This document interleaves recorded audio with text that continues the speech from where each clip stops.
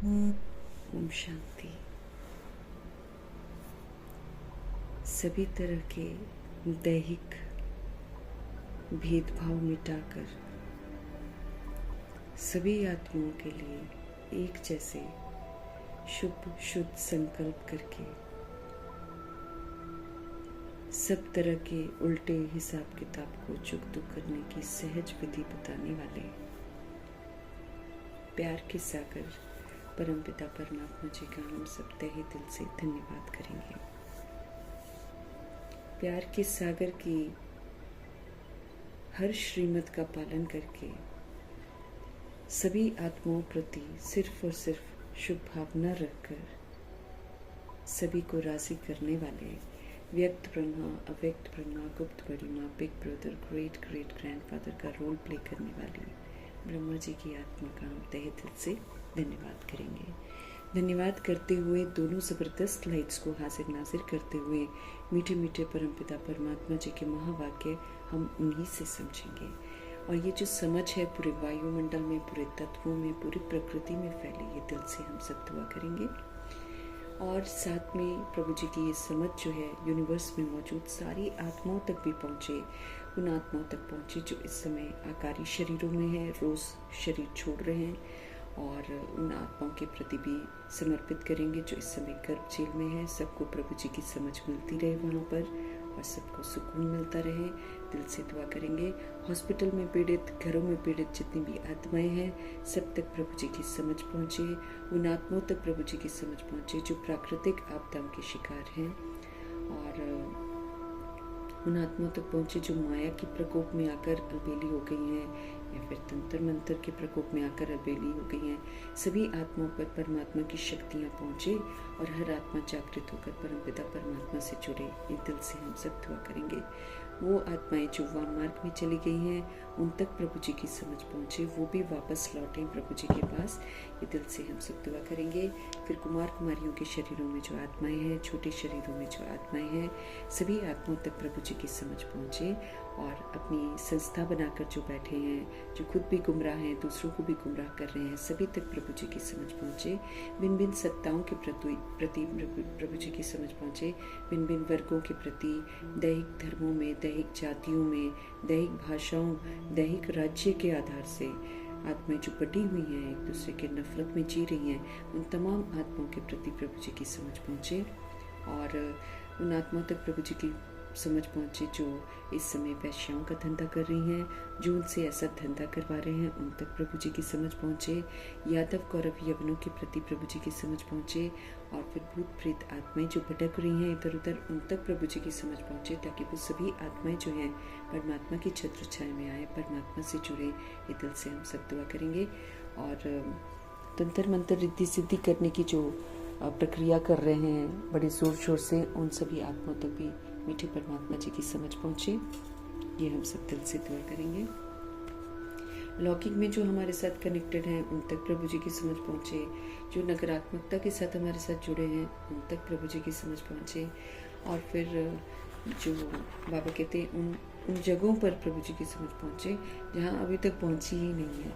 तो चारों तरफ हमारे बाबा की शक्तियाँ, हमारे बाबा की समझ की जो धूम है, वो सब जगह पहुँचे। हर आत्मा को इस कलयुग से वैराग आए, हर आत्मा को प्रभु से प्रीत जुड़ जाए, हर आत्मा जो है वापस घर चलने को तैयार हो जाए। इन्हीं दुआओं के साथ हम सभी आत्माएं अपने लिए भी दुआ करेंगे कि जो परमपिता परमात्मा हम आत्माओं को आज का होमवर्क दे रहे हैं, उसको हम वैसे का वैसे ज़रूर पूरा करें। और देखते हैं आज हमारे परमपिता परमात्मा हम आत्मा को कौन सा होमवर्क दे रहे हैं जो हम आत्मा को संपन्न और संपूर्ण बनाए। मीठे मीठे बाबा बोले, मीठे बच्चे, तुम्हें देवता बनना है, इसलिए ये जो माया के अवगुण हैं, इनका त्याग कर दो। मीठे बच्चे, तुम्हें देवता बनना है ना, तो ये जो माया के अवगुण हैं, 63 जन्म जो हमने धारण कर रखे हैं, उनको तुम त्याग दो। गुस्सा करना, किसी को मारना, किसी को तंग करना, बुरा काम करना, चोरी चकारी करना, ये सब महापाप है। गंदी गंदी चीजें हम सीख जाते हैं ना, हम गंदी गंदी चीजें सारी सीख जाते हैं। भगवान के हम बच्चे हैं, लेकिन सृष्टि रूपी ड्रामा में इतने सारे पुनर्जन्म लेते हैं, इतना सारा हम विस्तार कर लेते हैं, जिससे हमारी समझ की शक्ति जो है वो बिल्कुल ही खत्म हो जाती है। फिर चोरी चकारी में भी उतर जाते हैं। अब बाबा क्यों बोल रहे हैं? क्योंकि बाबा देखते होंगे कि करते हैं बच्चे चोरी चकारी। अब पता नहीं स्थूल चीजों की, मतलब जैसे पैसे वैसे की है, वो करते होंगे कि नहीं करते, लेकिन बाबा का ये कहना है कि आत्माएं कोई ना कोई चीज छिपा कर रख लेती हैं। बाबा के यज्ञ में आकर भी कोई कोई चीजें छिपा लेती हैं, पूछ कर लेनी है। कोई भी चीज चाहिए ना, उसको बाबा कहते हैं यज्ञ में पूछना पड़ता है निमित्त आत्माओं से, क्या हम ले सकते हैं? ऐसे ही अपनी मर्जी से नहीं करना है। तो बहुत सारी सूक्ष्म चीजें होती हैं, जैसे खाने की चीजें हम ले लेते हैं बिना पूछे, कोई पड़ी हो हम उठा लें, तो ये चोरी गिनी जाएगी ना यहाँ पर तो। अच्छा, फिर बाबा ने हमको ये भी बोला है, शूद्र के संस्कार अगर हम यूज करते हैं, अब भगवान ने तो हमको मर्जीवा बना दिया, अब हम शूद्र के संस्कार यूज करते हैं तो फिर वो चोरी कहलाता है। भगवान ने तो मेरे को अपना बनाया, भगवान ने मेरे को ब्राह्मण बनाया, लेकिन मैं आत्मा अगर विस्मृत होकर पुराने संस्कार यूज करती हूँ जो मैं पहले किया करती थी, तो फिर तो हम चोरी कर रहे हैं ना। यहाँ तो ज्ञान मार्ग में चोरी डकैती भी डिफरेंट टाइप की है। झूठ बोलना, मना हम कहें कि तन मन धन सब आपका और अंदर से हम समझे अपना, मुख से हम बोले मैं आत्मा हूँ और समझे हम शरीर हैं। ये सारा फिर भगवान का जो विवेक हमको मिलता है, अगर हम भगवान के विवेक के अनुसार नहीं चलते हैं तो फिर हम खून करते हैं भगवान के विवेक का। तो ये सारा तो हमारा तो बिल्कुल डिफरेंट भी हो जाता है। लेकिन स्थूल भी बाबा कहते हैं कि ऐसा करते हैं कि उठा लेते हैं कोई, खास तौर पर खान पान की कोई चीज़ जो है वो उठा लेते हैं, जिसका जिक्र बाबा एक दो बार कर चुके हैं। तो ये भी क्या होता है, चोरी करना है ना। बाबा के घर में कोई ताला तो लगाने नहीं, दादियाँ तो ताला नहीं लगाती थी, बाबा तो कभी भी नहीं लगाते थे, ब्रह्मा जी। तो यहाँ पर अगर हम अपनी चीज़ें को छुपा कर रखते हैं तो फिर दिस इज ऑल्सो चोरी करना। तो मीठे मीठे बाबा हम आत्मा को साधारण से विशेष से देवता बना रहे हैं, इसलिए हम आत्मा का ध्यान खिंचवा रहे हैं कि छोटी छोटी, जैसे होता है ना कख का चोर है ना, लक का चोर एक ही बराबर है। अगर हम थोड़ा भी कोई चीज़ उठाते, सपोज करो खाने की चीज़ ही मैंने ले ली है, लेकिन कहलाएंगे तो चोर ही ना, तो चोरी हो जाती है। इसलिए बाबा हमको समझ दे रहे हैं कि भाई मैं तुम्हें देवता बना रहा हूँ, ये तुम याद रखो ना कि तुम्हें देवता बनना है। ये चीज़ हमेशा हमको याद रखनी है कि हम भगवान जी से पढ़ रहे हैं और हम देवता बन रहे हैं, है ना। तो बाबा कह रहे हैं कि तुम्हें देवता बनना ना, इसलिए माया के जो अवगुण हमने सीख रखे हैं आधा कल्प से, है ना, धीरे धीरे हम सीखने लग गए थे, फिर हमने गलत काम करने शुरू कर दिए। फिर हमने कलयुग में तो ऐसे ही होता है कि अपनी चीज़ को भी अपना रखना है, दूसरे की चीज़ों को भी अपना रखना है, चाहना है अंदर से कि उसको क्यों मिल रहा है, मुझे क्यों नहीं मिल रहा है। ऐसी वाली जो थॉट्स है ना गंदी, वो आत्माओं के अंदर आ जाती है। आत्मा वैसे ऐसी होती नहीं है, आत्मा तो दाता का बच्चा है, आत्मा सारी परम धाम निवासी है। आज जितने भी चोर हैं, चाहे जो भी डकैती जो भी कर रहे हैं, ऐसी थोड़ी आत्मा होती है ऊपर से जब आती है, वो भी पवित्र ही होती है। अब इस सृष्टि रूपी ड्रामा में वो कैसे घर में प्रवेश करती है, उसको कैसा संग मिलता है, ये तो वही जाने ना। फिर वहां से वो सीखती है, ऐसे ही थोड़ी कोई क्रिमिनल बन जाता है ना। इधर उधर से हम संबंध संपर्क में आते हैं, परिस्थितियां आती हैं, विस्तार में आते हैं, तब हम सभी आत्माएं ऐसी गंदी चीजें जो हैं ये हम धारण कर बैठते हैं। अब बाबा हमको समझ देते कि भाई देखो, तुमने माया के अवगुण जो अपना रखे हैं ना, उनका अब त्याग करो, क्योंकि देवता में तो एक भी त्रुटि नहीं होगी ना। सब तो देवता बनते नहीं है, लेकिन जो देवता बनते हैं उसमें त्रुटि नहीं होती, फिर कोई भी फ्लॉलेस होते हैं। 111 में जो सोल्स आती हैं वो देवता कहलाती हैं। उनमें एक भी फ्लॉ नहीं होता है, एक भी कमी नहीं, फ्लॉलेस, बेदाग जिसको बोलते हैं ना, वो बेदाग हीरे होते हैं। और वो बेदाग हीरा कब बनते? इस डायमंड एज में बनते। ये डायमंड एज है जब बाबा हमारे पास आते हैं। तो यहाँ पर हमको बेदाग बनना है। तो चाहे हम अपने अपने सेवा स्थानों में रह रहे हैं, घर भी तो सेवा स्थान है, तो घर में भी हमको ऐसी कोई हरकत नहीं करनी है कि हम छिपा कर कुछ खा लें, दूसरों को न दे और हम खा लें। ऐसी ऐसी हरकतें हमको नहीं करनी, या फिर हम ज़्यादा खा लें, है ना।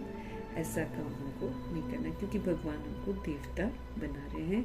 इसलिए हमको याद रखना है कि हम देवता बन रहे हैं।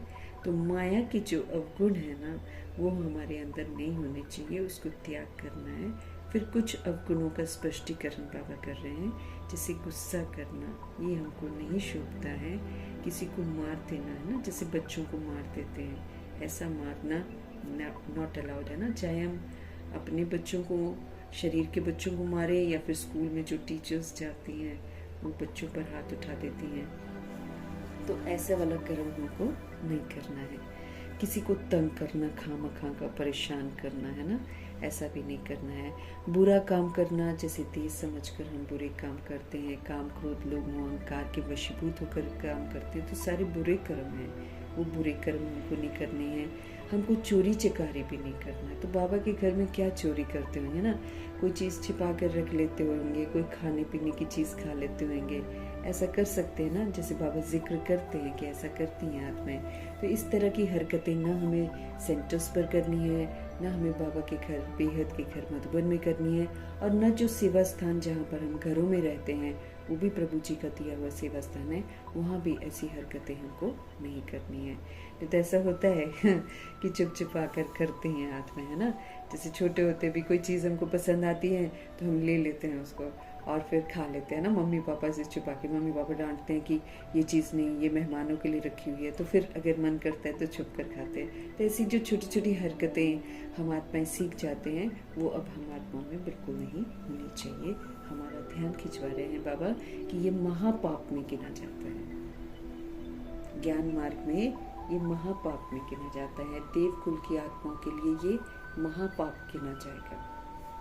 आज का प्रश्न है, इस ज्ञान में कौन से बच्चे तीखे जा सकते हैं और घाटा फिर किनको पड़ जाता है? ज्ञान मार्ग में तीखा जाना है, ये रेस है ना। इसमें बाबा कहते हैं बहुत तीखा जाना है। स्पष्टीकरण कर रहे हैं बाबा कि कौन से बच्चे इसमें तीखे जा सकते हैं और घाटा किन्हें पड़ जाता है। उत्तर है मीठे परमात्मा का, जिन्हें अपना पोता मेल रखना आता है वो इस ज्ञान में बहुत तीखे जा सकते, क्योंकि वो फिर नज़र रखेंगे कि आज मैंने ये खामी यूज़ करी है, अब ये खामी मेरे अंदर नहीं होनी चाहिए। वरना खामियां बढ़ती ही रहती हैं, कोई ना कोई कमी कमज़ोरियां जो हैं वो हमारे अंदर रोज़ यूज़ होती जाती हैं, वो फिर एक कड़ा संस्कार बनती जाती हैं। तो इसलिए पोता मेल बाबा लिखवाते हैं कि पोता मेल लिखो, कितनी देर तुमने याद किया, क्या तुमने किया सारा दिन। शुरू की आत्माओं के साथ ऐसे ही होता था ना, उन आत्माओं को तो और कुछ करना नहीं था, वो आत्माएं तो बाबा के घर में थे, और शुरू में तो सेवा के लिए भी इधर उधर नहीं जाना होता था, क्योंकि अभी तो वो लोग अपने आप को ही ठीक कर रहे थे, आत्मा का पाठ पक्का कर रहे थे, भगवान से योग लगा रहे थे। तो उनके लिए तो कंडीशन ये थी कि याद ही करना है बाबा को, इसके सिवाय और कोई काम नहीं करना है। इसलिए उनका पोता मेल तो रात में यही चेक होता था कि याद करते, तो फिर अगर याद नहीं किया तो फिर क्या किया, उसकी फिर उनको सज़ा भी मिलती थी। उनको सज़ा यही मिलती थी कि उनको अलग एक जगह पर रखा जाता था और उसको बोला जाता था अब दिन रात तुम योग करो। उन दिनों पनिशमेंट ही ये मिलता था, योग करो, चलो जी जाकर। ग्रुप में नहीं बैठने दिया जाता था। और फिर जब आगे बढ़ गए थे, माउंट आबू में आ गए थे, तब तो मुरली की क्लास में नहीं आने देते थे बाबा। एक एक महीने की सजा मिलती थी उन आत्माओं को, अगर फालतू बात करते हुए कहीं दिख जाए तो इसलिए पोता मेल जो है, बाबा हम आत्माओं का विशेष ध्यान खिंचवाते हैं कि ये पोता मेल जरूर रखो, ताकि दिन भर में मैंने क्या किया है, मैंने गुस्सा किया है या मैंने अपशब्द बोले हैं या मैंने कोई चीज़ ज़्यादा खा ली है, या फिर मेरा दिमाग इधर उधर गया है, देदारियों को कहीं पर याद किया है, ये सारी चीज़ें ना उसमें आ जाएंगी। फिर कितनी देर हम याद की यात्रा में रहे, कितनी देर हमने ड्रिल की भी कि नहीं करी, वो सारी चीज़ें जो है ना वो पोता मेल में समझ में आती हैं। तो बाबा कहते जो सोल्स अपना पोता मेल रखती हैं वो इस ज्ञान में बहुत तीखे जा सकते हैं, क्योंकि वो फिर गलतियों पर कड़ी नज़र रखेंगे। घाटा उनको पड़ जाता है जो देही अभिमानी होकर नहीं रहते, क्योंकि देह अभिमान तो अपने को पाप करवाता है। देह का अभिमान है ना, मैं बॉडी हूँ, फिर बॉडी का विस्तार, ये मेरा है, ये मेरा है ना, वो मेरा रिश्ता है, मेरा ये है, मेरा बुद्धि से इरेज नहीं हुआ है कि अभी हम किसी के फादर हैं या किसी के मदर हैं या किसी के ब्रदर या किसी के सिस्टर हैं, ये चीज़ इरेज नहीं हुई है अभी तक बुद्धि से, तो फिर घाटा पड़ जाएगा ना अपने को, तो है ना। तो घाटा परमपिता परमात्मा कहते हैं उनको पड़ जाता है ना जो देही अभिमानी होकर नहीं रहते। आत्म अभिमानी सोल जो है, जो देही अभिमानी सोल है, वो खुद को तो आत्मा समझेगी, लेकिन वो दूसरे को भी आत्मा समझेगी। वो खुद तो सतुगुणी पाठ बजाएगी, वो दूसरे को भी सतुगुणी रूप में ही देखेगी। भले वो बंदा कोई भी काम करता उल्टा सीधा, तो भी ये जो देही अभिमानी सोल होगी वो आत्मा को ही देखेगी। जब तक अपने अंदर देह का अभिमान है, हम देह को ही देखेंगे, हम रिश्तों को ही देखेंगे, हम कमी कमजोरियों को ही यूज करेंगे, ये प्रॉब्लम आ जाती है। इसलिए बाबा कहते हैं जो आत्म अभिमानी होकर नहीं रहते हैं, अर्थात अपने को आत्मा समझकर, सतगुणी आत्मा समझकर, परम धाम निवासी आत्मा समझकर, परमात्मा का बच्चा समझकर जो पाठ नहीं बजाते हैं, वो अपने को घाटा डाल देते हैं, क्योंकि गड़बड़ियां तो फिर हो जाती हैं। बाबा हमारे कहते हैं कि व्यापारी लोगों को पोता मेल निकालने की आदत होती है। जो बिजनेसमैन होते हैं ना, वो देखो कैसे लिखते हैं, सारा दिन फटाफट लिखते हैं, आज का ये है, कल का घाटा क्या हुआ, फायदा क्या हुआ, पूरा वो पोता मेल, उनको तो आदत पड़ जाती है। वो यहाँ भी तीखे जा सकते हैं, और अगर कोई बिजनेसमैन बाबा का बच्चा बन जाता है तो वो फिर तीखा जा सकता है, क्योंकि उसको आदत पड़ी हुई है पोता मेल रखने की। वो अपने वो जो जिस्मानी वो जो धंधा करता है उसका पोता मेल को रखता है, तो उसको सहज हो जाता है। हम आप जैसे आत्माओं को कई एक काम इधर उधर पड़ जाते हैं, चाहे कुछ हो जाता है, तो फिर हम कभी कभी ऐसा हो जाता है कि नहीं लिखते हैं, चाहे वर्बल बोल देते हैं बाबा को। लेकिन बाबा ये चाहते हैं कि हम लिखें, क्योंकि लिखने से ज़्यादा ध्यान जाता है। फिर लगता है कि अरे आज तो मैंने ये किया, मेरा तो हो गया घाटा। आज मैंने उस समय देह अभिमान में हम आए, देह अभिमान में आकर मैंने उस रिश्ते को दैहिक दृष्टि से देखकर ये बोल दिया, मेरा तो हो गया घाटा।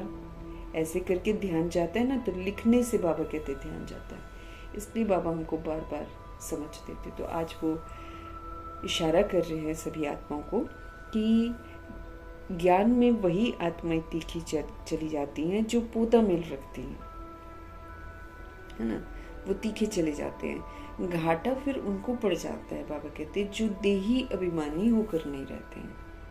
सारा दिन आत्म अभिमानी होकर रहना है, शुद्ध अभिमान कि मैं सोल हूँ, मैं परमात्मा का बच्चा हूँ, मैं यहाँ का रहने वाला नहीं हूँ, परम धाम का रहने वाला हूँ, मेरा देह के साथ कोई भी रिश्ता नहीं है, ये बस निमित्त, मैं ट्रस्टी हूँ, मैं सेवादारी हूँ।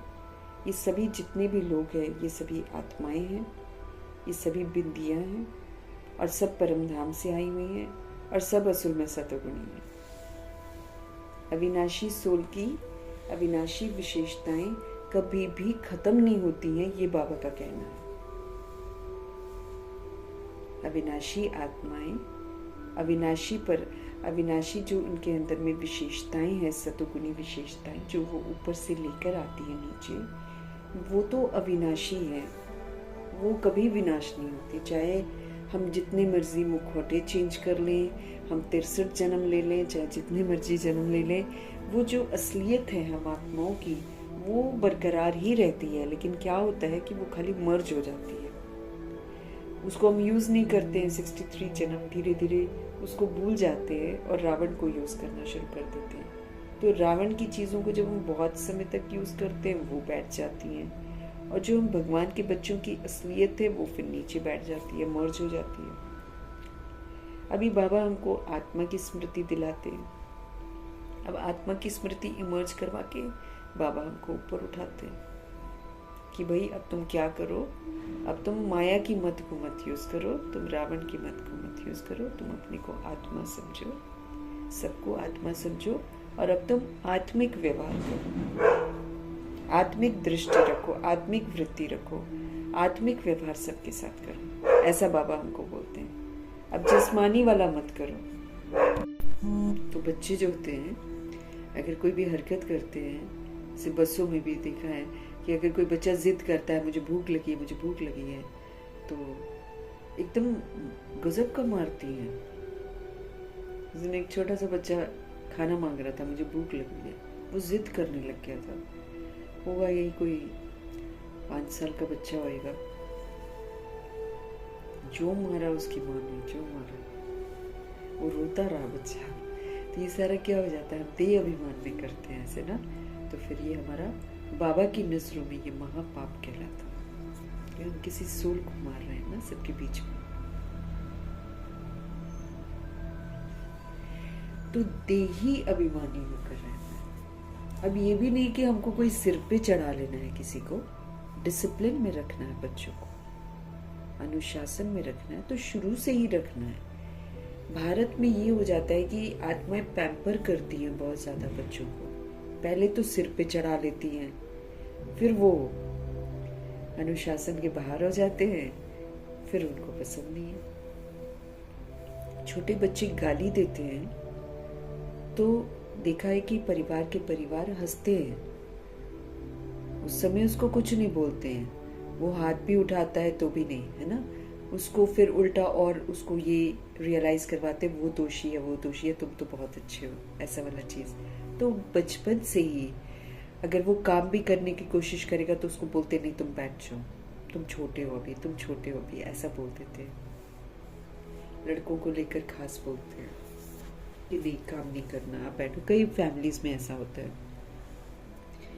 तो शुरू में तो कर देते हैं पैम्पर, फिर बाद में जब वो ग्रो अप करता है फिर वो चाइल्ड नहीं कर पाता है वैसा काम, फिर उस समय फिर गुस्सा करते हैं कि तुम काम नहीं करते हो। फिर इस तरह के जो डांटना मारना ये हरकतें जो है ना फिर शुरू हो जाती हैं। उससे फिर क्या होगा, तो जो भी गलतियां होती हैं, ऐसा नहीं है कि पैम्पर करके सिर पे चढ़ाना है बच्चों को कि मारना नहीं है तो चलो जी कुछ भी करते रहो, नहीं, शुरू से ही डिसिप्लिन सिखा देनी चाहिए ताकि वो आत्मा जो है अपना कार्य खुद करे। और एक लहजा रहना चाहिए, एक लिमिट रहना चाहिए कि उस लिमिट के बाद उसको क्रॉस नहीं करना है। लेकिन वही है कि हम आत्म अभिमानी होकर जब रहेंगे तो परमात्मा के बच्चे हैं ना, तो हम खुद डिसिप्लिन रहेंगे और फिर हम उनको भी डिसिप्लिन करेंगे। और यहाँ क्या होता है, हम खुद भी डिसिप्लिन नहीं होते। अब जैसे मारना है और डांटना है, ये कोई सही विधि तो है नहीं किसी को सही रास्ते बनाने की, है ना। तो वो जिसको हम मारते हैं, जिसको हम डांटते हैं, वो सीखता है यही तरीका, वो फिर वही तरीका अपने दोस्तों के साथ अपनाता है, दोस्तों को जाके डांटेगा, दोस्तों को मारेगा, ऐसे करते ना। तो हम आत्माओं को सबसे पहले आत्म अभिमानी होकर रहना है। हम डिसिप्लिन रहेंगे तो वो आत्माएं अपने आप डिसिप्लिन हो जाएंगी। तो बाबा हमारा ध्यान खिंचवा रहे हैं कि जब तक तुम अपने आप को आत्मा नहीं समझोगे तब तक तुमको घाटा होता रहे, क्योंकि आत्मा नहीं समझना मतलब देह समझना, देह समझना मतलब अपने को घाटा डालना, पाप होता है फिर हमसे। बाबा कहते हैं व्यापारी लोग जो होते हैं, जो बिजनेसमैन होते हैं, वो तो रोज का अपना घाटा और फायदा निकालते हैं। तो अगर वो आत्माएं ज्ञान मार्ग में आ जाए तो वो बहुत दिखी जा सकती है। गीत है, मुखड़ा देख ले प्राणी जरा दर्पण में। हम आत्माओं को बाबा ने ज्ञान रूपी दर्पण दे दिया है।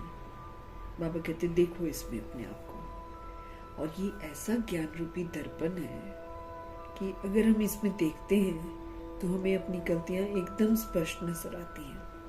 हम छिप ही नहीं पाते हैं। छिपते तो वो हैं जो नजरअंदाज करते हैं, जो बाबा की पढ़ाई को छोड़ देते हैं, वो छिपते हैं, उनको समझ में नहीं आता कि हम गलत कर रहे हैं कि सही कर रहे हैं। लेकिन जो सोल्स ज्ञान रूपी दर्पण में अपने आप को देखती हैं, उनको तो एकदम स्पष्ट अपनी गलतियां नजर आती हैं। इसीलिए गीत जो है यूं तो बना हुआ है भक्ति मार्ग का, लेकिन ब्रह्मा जी ने इसको फिट कर दिया ज्ञान में, क्योंकि यहाँ वाकई मायने रखता है। मुखड़ा देख ले प्राणी जरा दर्पण में, तूने कितने पाप किए और कितने पुण्य किए, है ना। तो बाकी जो दर्पण है, जो शीशा होता है, उसमें देखेंगे तो क्या पता चलेगा। लेकिन ज्ञान मेरे को समझ देता है कि पाप क्या है और पुण्य क्या है। इसमें जब हम देखते हैं तो हमको पाप और पुण्य का एकदम यथार्थ समझ मिलती है। ओम शांति। रूहानी पाठधारी बच्चे, हम रूहे हैं जो पाठ बजाती हैं। शरीर थोड़ी पाठ बजाता है, रूह जो शरीर से करती है वो शरीर करता है। तो हम आत्माओं का नया टाइटल क्या हो गया? रूहानी पाठधारी बच्चे हैं, शिव बाबा के बच्चे हैं। उनके प्रति शिव बाबा समझाते हैं, क्योंकि बाबा कहते हैं रूह ही तो पाठ बजा रही है, सब कुछ रूह कर रही है। इस समय देह अभिमान में कर रही है सारा कुछ। तो जब देह अभिमान में करती है तो सारा गलत काम करती है। और जब तभी तो देह के रूप में कर रहे हैं, पाठधारी सारे बजा रहे हैं, तभी तो एक दूसरे को मार रहे हैं। नहीं तो देखो आत्मा तो ऊपर से आती है ना, और हम सबका रिलेशन भी ब्रदर का है। हम सभी एक ही परमात्मा के बच्चे हैं। लेकिन ये जो देह का अभिमान है, ये हमको कैसे बांट देता है। आज तो बिल्कुल ही बांट दिया है कि देह किसी की नजर आती है, देह का लेबल नजर आता है तो उसको मार देंगे। कोई अच्छा नहीं लग रहा है, मार देंगे। कोई अच्छा नहीं लग रहा है, उसको बर्बाद कर देंगे, है ना। आजकल का ये वाला दैहिक दृष्टि ने क्रिमिनल बना दिया सभी आत्माओं को। तो बाबा हमको ध्यान खिंचवा रहे हैं कि रूह पाठ बजाती है, रूह को ठीक करो।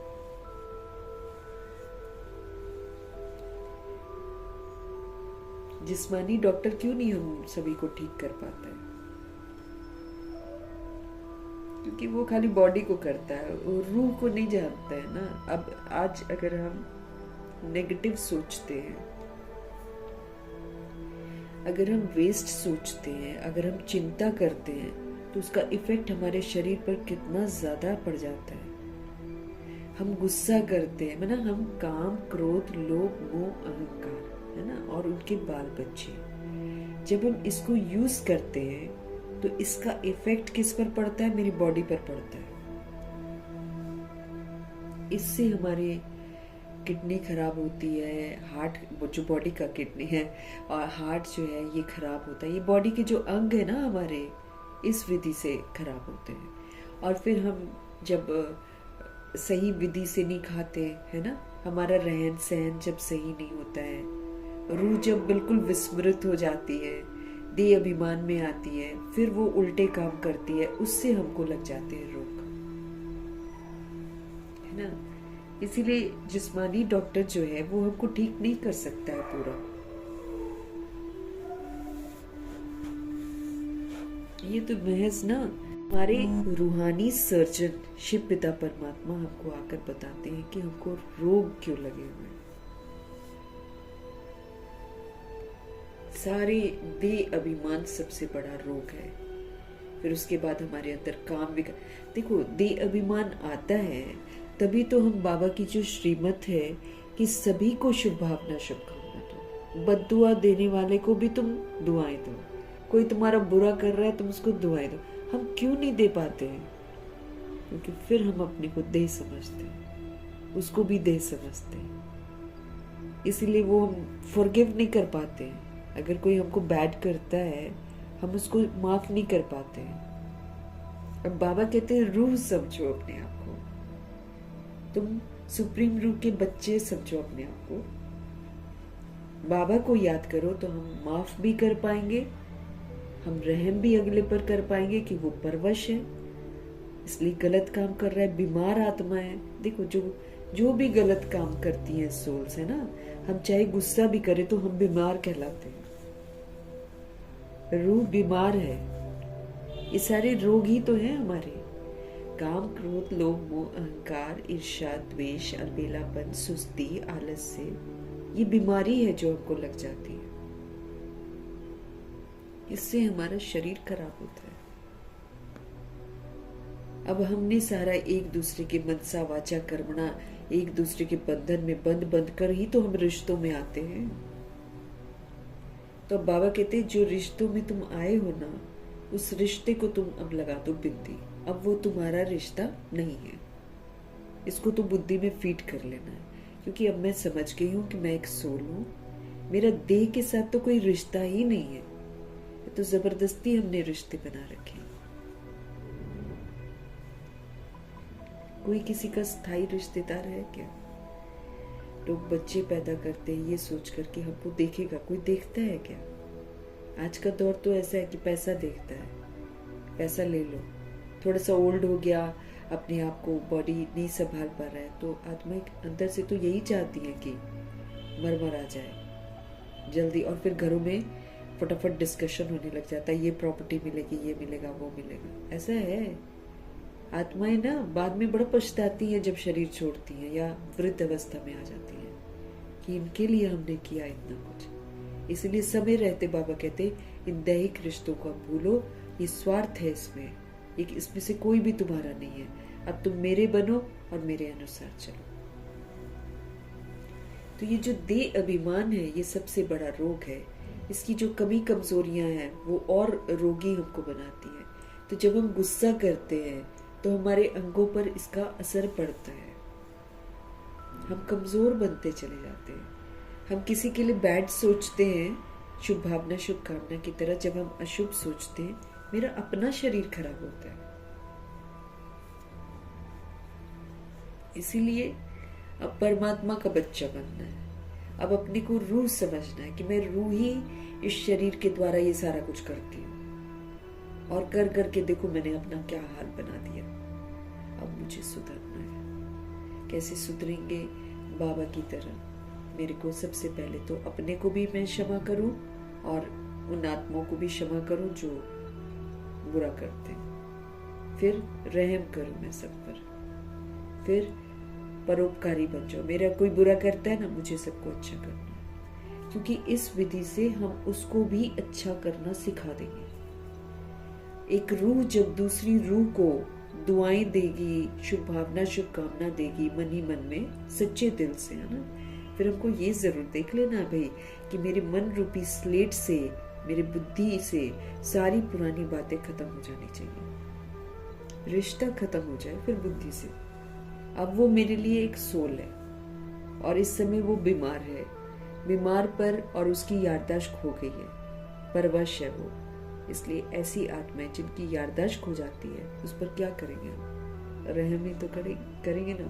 तो रहम करना है, फिर उसको फॉरगिव करना है, क्षमा कर देना, फिर उसके लिए दुआएं देंगे। ये करना पड़ेगा। मनसा अपनी क्लीन करनी पड़ेगी सबसे पहले। मनसा को निराकारी बनाना है। मैं भी निराकार आत्मा, वो भी निराकार आत्मा, मैं भी बाबा का बच्चा, वो भी बाबा का बच्चा, वो भी सतोगुणी, मैं भी सतोगुणी। इस समय जो पाठ है ये देह अभिमान का पाठ है, विस्मृति का पाठ है। तो जिसकी याददाश्त खो जाती है, जो पागल हो जाता है, उस पर तो रहम ही करते हैं ना। वो कैसी भी हरकत करेगा हम रहम ही तो करेंगे। तो हम रूहें पाठ बजा रही हैं। बेहद का ये नाटक है, ये कोई छोटा मोटा नाटक तो है नहीं। 5000 वर्ष का ये नाटक चलता है। तो जो सोल पहले जन्म में आती है वो तो पूरा 5000 वर्ष के लगभग पाठ बजाती है जब शिव बाबा आते हैं। आखिरी के 100 वर्षों में बाबा आते हैं ना। तो बेहद का नाटक में हम कितने हिसाब किताब बना लेते हैं। है तो मनुष्यों का ना। बेहद का नाटक किसका है? मनुष्यों का। मतलब हम शरीर लेकर यहाँ पर पाठ जाते हैं। रूहें जो हैं 5 तत्वों का शरीर लेती है और फिर पाठ बजाती है। बच्चे इस समय पुरुषार्थ कर रहे हैं। हम सभी आत्माएं भगवान के बनते हैं तो फिर हम अभी क्या कर रहे हैं? पुरुषार्थ कर रहे हैं। भल वेद शास्त्र पढ़ते हैं, शिव की पूजा लोग करते हैं, परंतु बाप कहते हैं इनसे कोई भी मेरे को प्राप्त नहीं कर सकते हैं, क्योंकि भक्ति है ही उतरती कला। कोई कितना भी वेद शास्त्र पढ़ ले, शिव की पूजा जाके कर ले, लेकिन बाबा कहते हैं इन चीजों से, इन कर्म कांडों से बाबा को हम प्राप्त नहीं कर सकते हैं, क्योंकि भक्ति चाहे हम जितनों की भी कर लें, ये हमको उतरती कला में लेकर जाती है। हमें सुधार थोड़ी होता है। यहाँ लोग भक्ति करते हैं, यहाँ कंजके बिठा रहे होते, वहां पे लड़ाई झगड़े भी हो रहे थे साथ साथ। वो ऐसे करो, वो ऐसे करो, ये करो, वो करो, कलेश भी होता है साथ में। मंदिरों में चले जाओ, जिस दिन भीड़ होती है उस दिन कैसे होता है, पंडित भी गुस्से में होता है, सब एक दूसरे पर चिल्ला रहे होते हैं। तो भक्ति क्या है? उतरती कला है। काम, क्रोध, लोभ, मोह, अहंकार के तो शिकार बनते ही जाते हैं और घमंड बढ़ता चला जाता है। भक्ति करते हैं ना और घमंडी होते जाते हैं। तो क्या है भक्ति? उतरती कला है।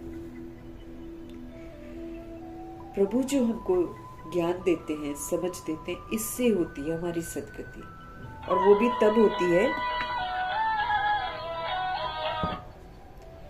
तब होती है जब हम समझ से पाठ बजाएं। ज्ञान से सद्गति होती है ना, अच्छी गति होती है, लेकिन कब होती है? जब हम ज्ञान को यूज करें अपनी जिंदगी में। समझ से जब हम पाठ बजाते हैं तब हमारी सद्गति होती है। तो ज्ञान से सद्गति होती है तो जरूर कोई से उतरते भी होंगे ना। अगर हमको सद्गति समझ से होती है तो जब हम उतरते हैं तो कैसे उतरते हैं? बेसमझी से उतरते हैं, अज्ञानता से उतरते हैं। और ये वेद शास्त्र कौन लिखते हैं? ये वेद शास्त्र सारे मनुष्य ही तो लिखते हैं। तो मनुष्य तो अपनी समझ से लिखते हैं, तो उसको करते करते हम क्या करते हैं? उतरते ही तो हैं। बाबा कहते हैं ये सिर्फ एक खेल चल रहा है जिसको कोई भी जानते नहीं है दुनिया में। ये खेल है जिसको कोई भी जानते नहीं है। शिवलिंग को जब पूजते हैं तो उनको ब्रह्म नहीं कहेंगे, तब कौन है जिसको पूजते हैं? उनको भी ईश्वर समझ पूजा करते हैं, शिवलिंग को। तुम जब पहले पहले भक्ति शुरू करते हो तो शिवलिंग हीरे का बनाते हो। तुम जब पहले पहले भक्ति शुरू करते हो तो शिवलिंग कैसे बनाते हो? हीरे का बनाते हो। ब्रह्मा जी हीरे का बनवाते हैं। अभी तो गरीब बन गए हैं ना, तो क्या करते हैं? फिर पत्थर का बनाते हैं। और जब पैसा भी आता है अपने पर लुटाते हैं। अब हीरे जवाहरात का थोड़ी बना सकते हैं, और उसके लिए तो बहुत पैसा चाहिए। तो बाबा कहते हैं अभी तो गरीब बन गए ना, तो किसका शिवलिंग बनाते हैं? पत्थर का बनाते हैं। हीरे का लिंग उस समय 4-5 हजार का होगा, जब बाबा का जमाना था द्वापर युग। उस समय तो उनका दाम 5-7, इस समय तो ऐसे वाले शिवलिंग का 5-7 लाख होगा। ऐसे हीरे तो अभी मुश्किल निकलते भी हैं, है ना। जो हीरे शुरू में थे वो अब हीरे कहाँ हैं? वैसे पत्थर बुद्धि बन गए हैं तो पूजा भी पत्थर की ही करते हैं, है ना। बुद्धि काम नहीं करती है, इसलिए पत्थरों की मूर्तियां बनाते हैं, देवी देवताओं की बनाते हैं, गुरुओं की बनाते हैं, फिर उनकी करते हैं पूजा।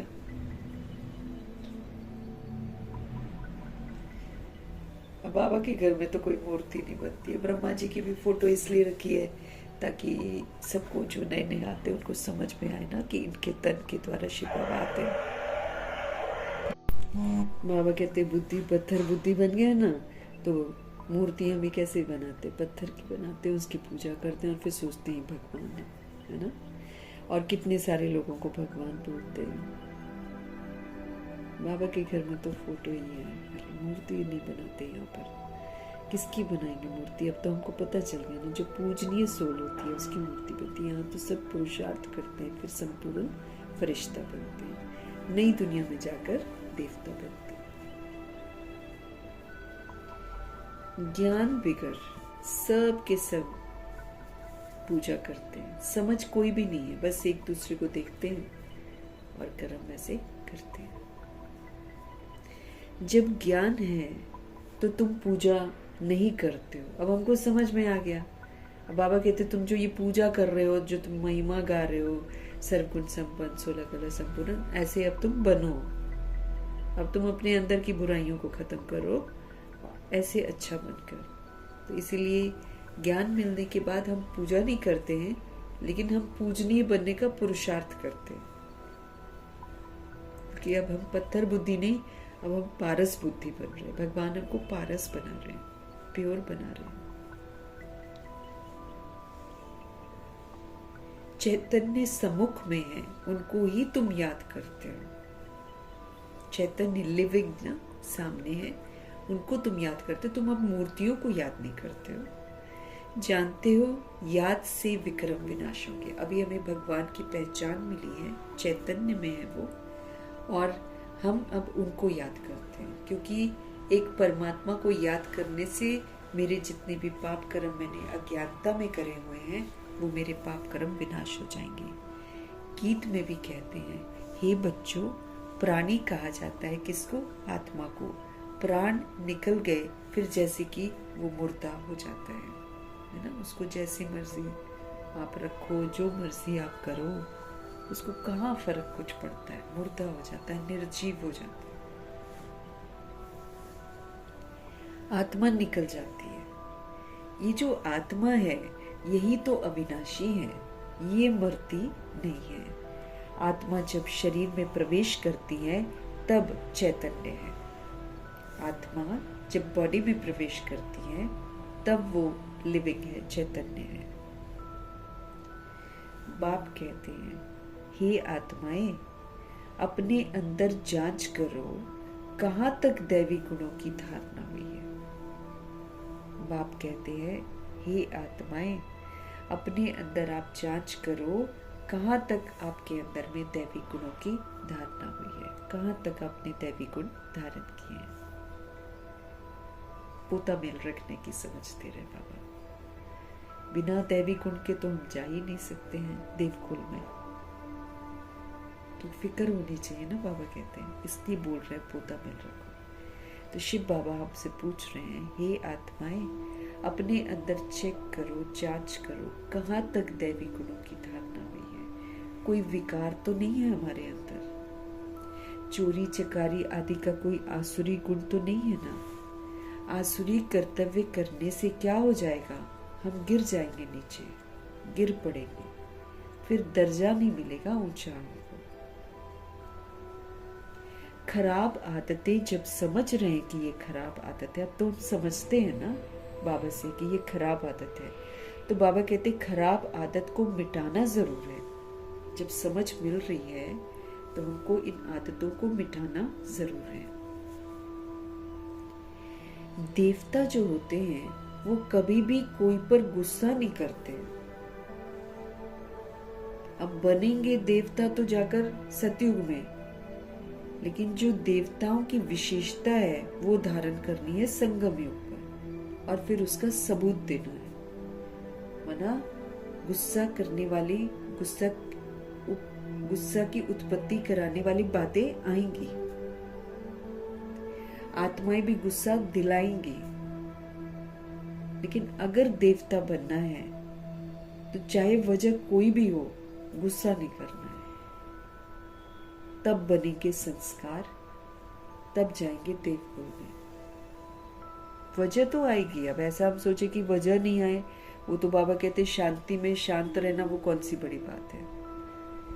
अशांति के वातावरण में एक बाबा की याद में रहकर शांत रहना और शांति का सहयोग देना, इसके मार्क्स मिलेंगे ना। तो जैसे देवता को जैसे मूर्ति होती है, मूर्ति बनाते हैं तो उसको ठोका जाता है इधर उधर से। जो भी मूर्तिकार है वो क्या करता है, कभी इधर कील मारता है, कभी उधर कील मारता है। ऐसे करते करते जाकर एक सुंदर सी मूर्ति बनती है। क्यों ऐसे होता है? क्योंकि सचमुच में जब हम भगवान के बच्चे बनते तो फिर भाई हमको परखा भी जाता है कि क्या हम सारे गुणों से संपन्न बने हैं, क्या हमने सारे विकारों को छोड़ दिया है, क्या हमने अपने आप को बेदाग बनाया है, क्या हमने सारी हिंसाएं छोड़ दी हैं, क्या हम मर्यादाओं में रहते हैं। अपनी चेकिंग भी तो होगी ना। इसीलिए बाबा हमको बोलते ना, अगर तुम राज समझ जाओ कि कोई अगर हमारे साथ उल्टा भी करता है तो मेरे को तो देवता बनना है ना, और भगवान की गारंटी है कि कोई बुरा कितना भी करे, तुम बिंदी लगाकर शुभ भावना शुभकामना दुआएं दो तो तुम पर असर नहीं आएगा। हम वो नहीं करते हैं, इसलिए हम पर असर आता है। हम जब भगवान के बनते हैं ना, या भगवान का परिचय जब हमको मिलता है, हम अपने अंदर झांक कर देख सकते हैं क्या हम मरजीवा बने हैं। मरजीवा बनना जैसे ब्रह्मा जी बने थे, पुराना रिश्ता खत्म, अब आत्मिक रिश्ता, और हर आत्मा के लिए उन्होंने अच्छा सोचा। तो अगर उनका कर्म भोग आया या फिर उनके दुश्मन भी लोग बने तो उनका थोड़ी कोई बिगाड़ पाया। वो जहां रहते थे लोग आग लगाने भी आए थे, कोई आग लगा पाया?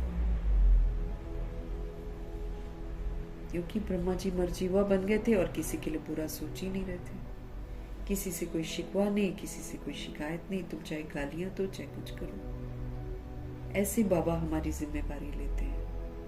अगर हम पकड़ कर रखते हैं पुरानी बातों को, अगर हम पकड़ कर रखते हैं वही रिश्तेदारी और दिमाग में रखते हैं कि ये रिश्ते हैं हमारे, तो फिर बाबा नहीं रक्षा करते हैं। फिर हम चाहे जितना मर्जी बैठकर बाबा को बोलते रहें, बाबा ये क्यों, बाबा वो क्यों। हमको देखना मैं मरजीवा बनी हूं कि नहीं बनी। जो मरजीवा बनते हैं वो फिर शुभ भावना शुभकामना रखते हैं, वो फिर ब्रह्मचर्य के साथ ब्रह्मचारी रहते हैं, उनकी रक्षा बाबा करते हैं। तो गिर पड़ेंगे हम, बाबा कहते हैं, फिर दर्जा नहीं पाएंगे।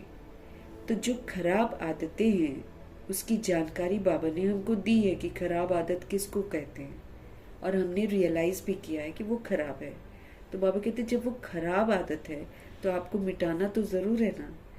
देवता जो होते हैं वो कभी भी कोई पर गुस्सा नहीं करते हैं। सतयुग में कोई किसी पर गुस्सा नहीं करता है, ऐसा बाबा हमको बताते हैं। वो फिर 36 दैवी गुण बाबा हमको बताते हैं। उसके अतिरिक्त भी बहुत सारे दैवी गुण हैं। तो अब बाबा कहते वो धारण करो यहाँ पर, तब तो देवता बनेंगे। हमारे अंदर देह का अभिमान होगा तो हम कहाँ से देवता बनेंगे। अगर मेरी दैहिक दृष्टि वृत्ति कृति है, बाबा मेरे को सावधान कर रहे हैं, कहाँ से देवता बनेंगे। देवता तो आत्माओं को देखते हैं, वो भ्रिकुटी में देखते, भ्रिकुटी से नीचे देखते ही नहीं है। भ्रिकुटी से नीचे देखने पर तो वो द्वापर युग में चले जाते हैं, वो देवता नहीं कहलाते हैं। फिर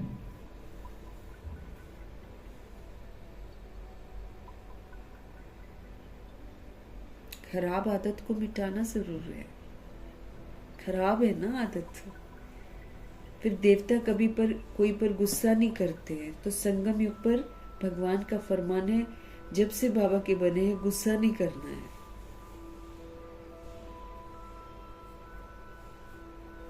कोई पर भी नहीं करना है। अब बैठकर हम बाबा को रीजन नहीं बोल सकते, बाबा ये ऐसा इसलिए मेरे को गुस्सा आ गया। नहीं सुनेंगे बाबा मेरी कोई भी बात। खराब आदत को मुझे मिटाना है पहले। और ये मैंने गुस्सा नहीं करती हूं मैं, इसके पेपर ही कितने सारे होंगे। जानबूझ के कोई गुस्सा दिलाएगा। अगर हमको आदत है ना गुस्सा करने की, जानबूझकर हमें कोई ना कोई गुस्सा दिलाएगा। लेकिन अपने को गुस्सा नहीं करना है, ये बाबा का कहना है। तब तो देवता बनेंगे। कम से कम 100-200 पेपर होंगे हमारे, ये परखने के लिए कि इसको गुस्सा आता है कि नहीं आता है। अब जब हम 100-200 पेपर में पास हो जाएंगे तब हम देवकुल में आ सकते हैं, अदरवाइज नहीं आ सकते।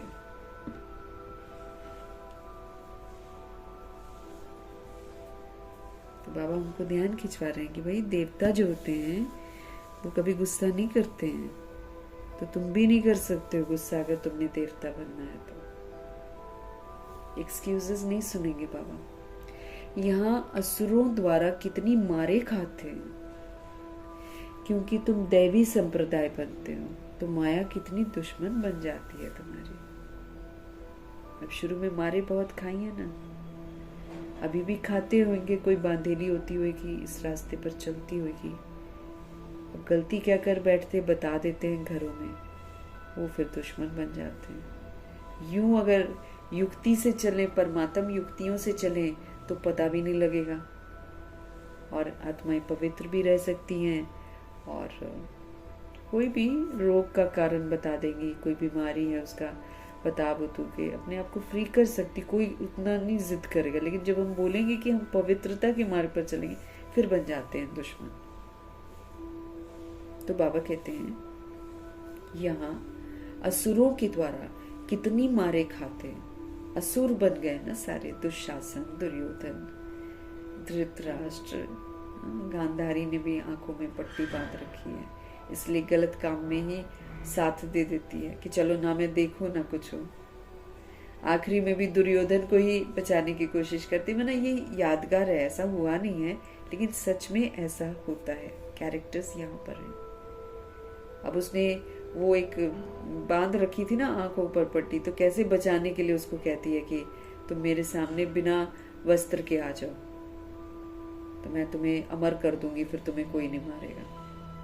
लेकिन वो माँ के सामने पूरा निर्वस्त्र कैसे होकर आ जाता, इसलिए उसने अपने आप को थोड़ा सा ढक लिया था।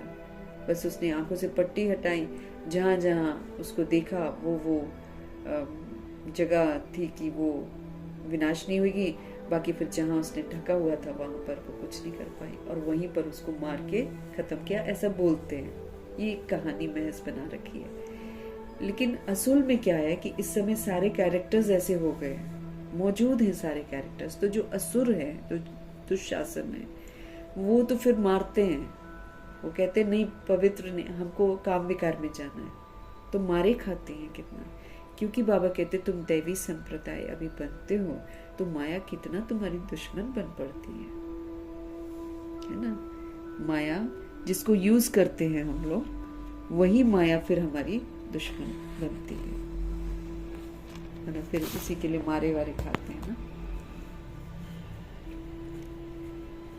माया के अवगुण फिर काम करते हैं, फिर बार बार वो जो मैंने बैड यूज किया होता है वही बैड ना बार बार हमारे अंदर आता है, फिर पनपता है। फिर कहते हैं गुस्सा कर कर आवेश में, इसने देख तेरे को ऐसे कर दिया वैसे कर दिया, अभिमान आ जाएगा, अपमान फील होगा, फिर उल्टा बोलते हैं।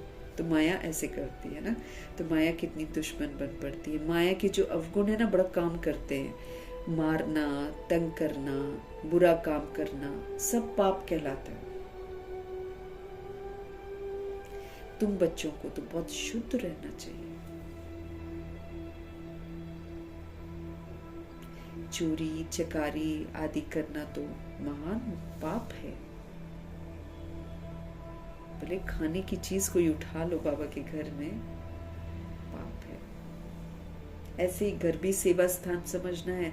सब कुछ प्रभु का दिया हुआ है, इसलिए यहाँ भी छिप कर नहीं खाना है।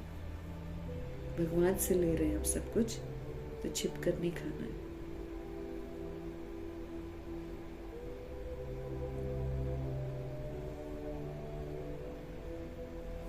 बाप से तुम प्रतिज्ञा करते आए हो, बाबा मेरा तो आप, एक दूसरा न कोई।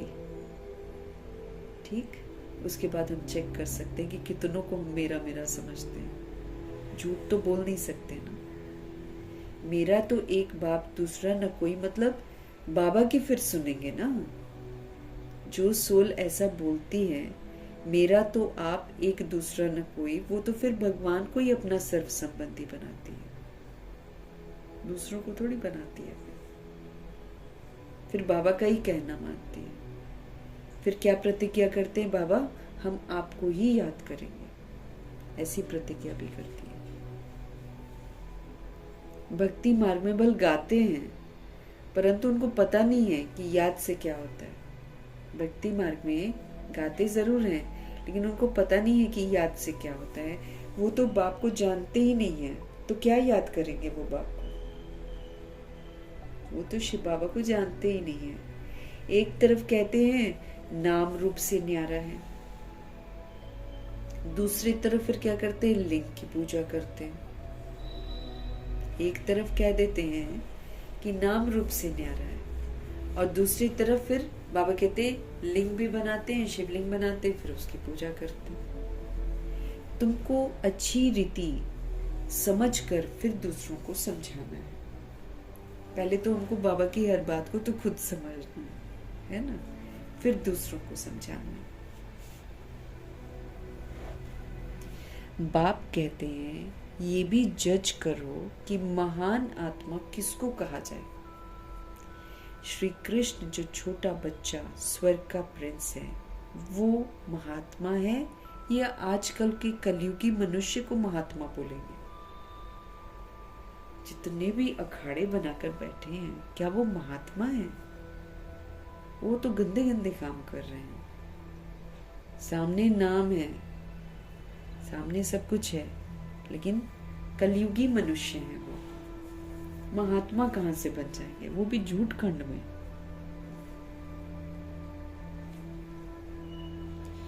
कलयुगी मनुष्य वो तो विकार से पैदा होते हैं, वहीं से पता चल जाता है कि बैड है।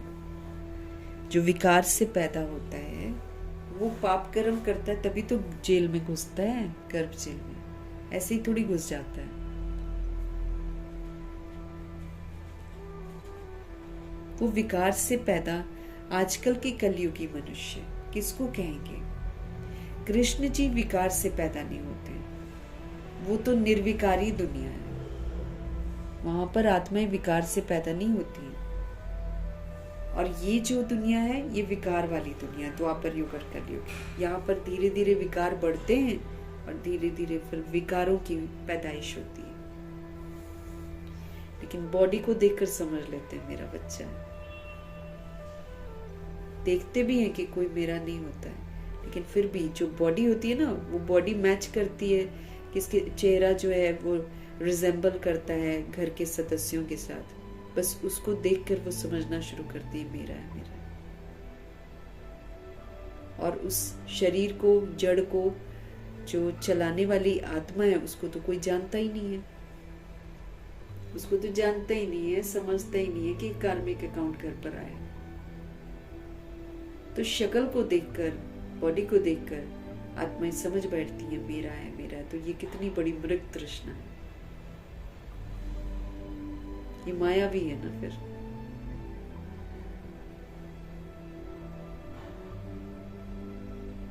वो निर्विकारी दुनिया है। वहां पर सोल्स को योग बल से लाया जाता है। योग बल से, योग पावर होती ना, यहाँ से लेकर जाते हैं बाबा के साथ योग लगाकर ना, यहाँ से बल लेकर जाते हैं। तो उस योग बल से उनको लाया जाता है नीचे। यहाँ तो विकारों से बॉडी बनाते हैं, फिर वो बॉडी जो है वो उसमें सोल आकर बैठती है। तो सोल तो किसी की भी नहीं है। सोल तो परमात्मा का ही बच्चा है। जितना मर्जी शरीर को देखकर बोलते रहें ये मेरा है, मेरा है, इतराते रहें उसको देखकर, लेकिन धोखा ही खाएंगे ना, क्योंकि मेरा नहीं है। वो दुनिया निर्विकारी दुनिया है, और ये वाली दुनिया जो है ना, ये विकारों की दुनिया है। निर्विकारी को बहुत टाइटल दे सकते हैं, बहुत सारे टाइटल। विकारी का क्या टाइटल है? निर्विकारी को तो बोल सकते हैं देवता है ना, उनको बोल सकते हैं 16 कला संपूर्ण है, संपूर्ण निर्विकारी है, मर्यादा पुरुषोत्तम है, संपूर्ण अहिंसक है, सर्वगुण संपन्न है। इस तरह में उनकी महिमा कर सकते हैं, उनको बहुत सारे टाइटल मिल जाते हैं। लेकिन यहाँ जो विकारी दुनिया में सोल्स हैं, इनको क्या टाइटल मिलेगा?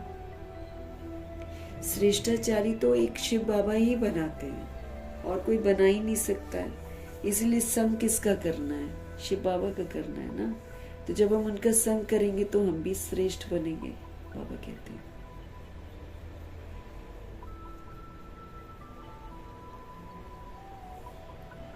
श्रेष्ठाचारी वो तो एक बाप ही बनाते हैं, वो है सबसे ऊंचते ऊंच। और सभी मनुष्य जो है ना, वो पाठधारी है। तो पाठ में तो जरूर आना पड़े ना, पाठ में जरूर आना पड़े। सतयुग के श्रेष्ठ मनुष्यों की दुनिया, सतयुग श्रेष्ठ मनुष्यों की दुनिया है। वहां पर सारे लोग श्रेष्ठ श्रेष्ठ रहते हैं।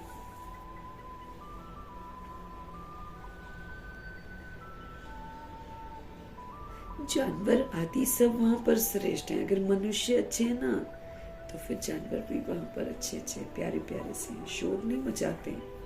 यहाँ तो शोर कितना है, यहाँ तो जानवर भी मेरा तेरा वाला कॉन्सेप्ट आ गया उनका, क्योंकि वो मेरा तेरा वाले लोगों का हाथ का खाते हैं, इसलिए वो कहेंगे इधर कोई नहीं आया, उधर कोई नहीं आया, वो आ गया भौंकना शुरू हो जाते हैं।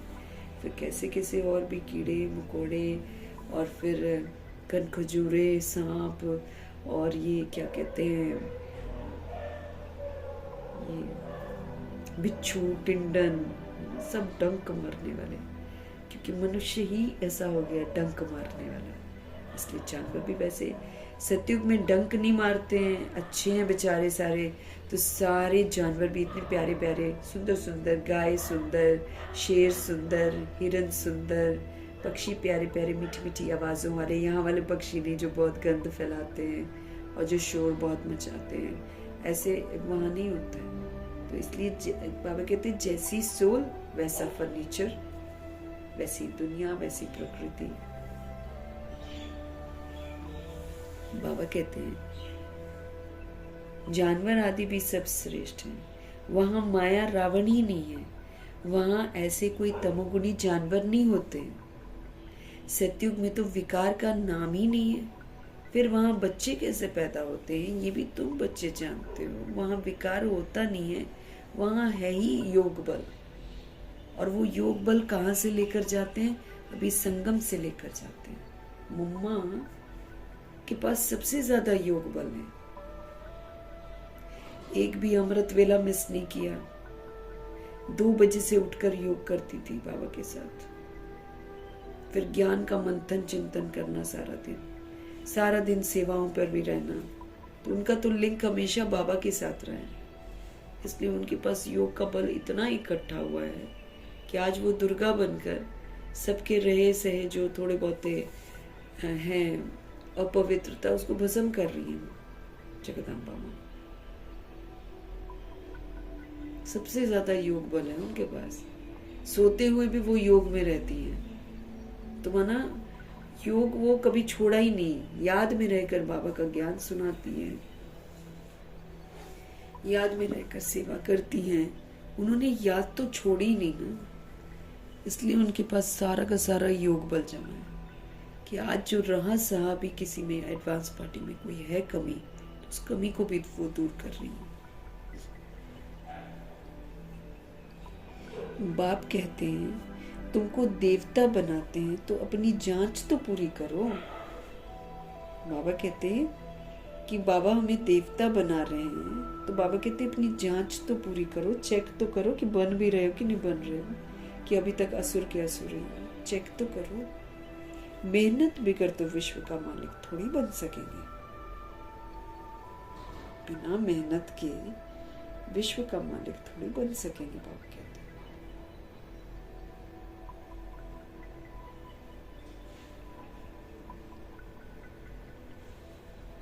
सर्वगुण संपन्न बनना ये तप है, सबको आत्मा रूप में देखना तप है, अपने को आत्मा समझना तप है, ट्रस्टी सेवाधारी बनकर पाठ बजाना तपस्या है,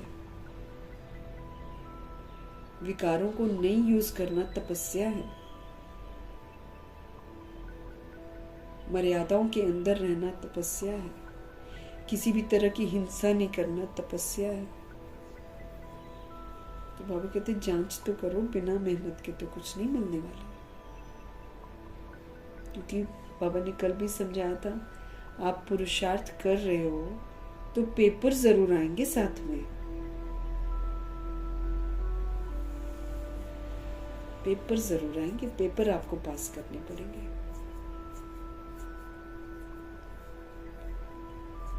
मेहनत के बिना तो विश्व का मालिक थोड़ी बन सकेंगे। बाबा कहते हैं अगर तुम सोच रहे हो कि हम मालिक बन जाएंगे तो कैसे बनेंगे मालिक?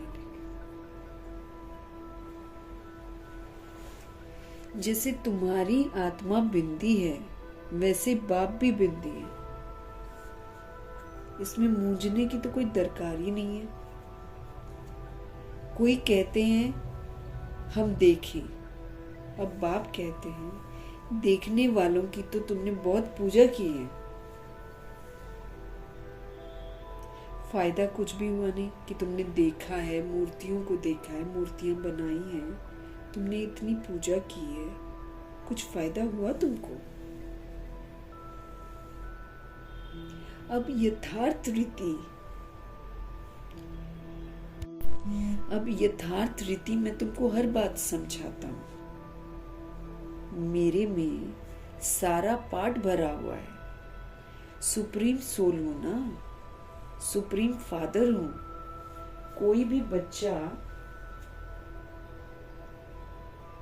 अपने लौकिक बाप को सुप्रीम फादर नहीं कह सकता है, परमात्मा नहीं कह सकता है।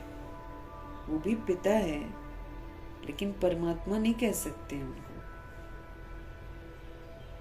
सुप्रीम सोल कहेंगे, सुप्रीम फादर कोई कहेगा? कोई नहीं कहेगा। कोई भी बच्चा अपने लौकिक बाप को यानी कि शरीर के पिता को ऐसे नहीं कहेंगे।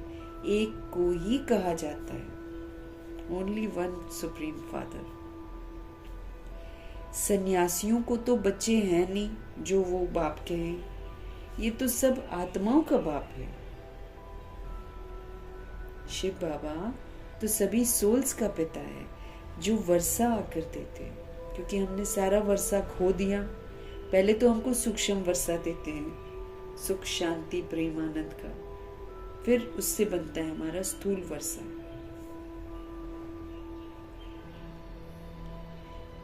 यहाँ तो सभी सोल्स के पिता जो हैं परमात्मा है, जो सबको वर्षा देते हैं। उन्हों का कोई गृहस्थ आश्रम तो ठहरा नहीं।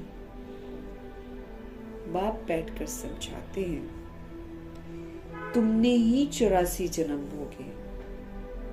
बाबा ही हमको आकर बोलते हैं। अब सन्यासी का तो कोई गृहस्थ आश्रम होता नहीं है, वो तो घर को छोड़कर चला जाता है। बाप बैठ समझाते हैं, तुमने ही 84 जन्म भोगे।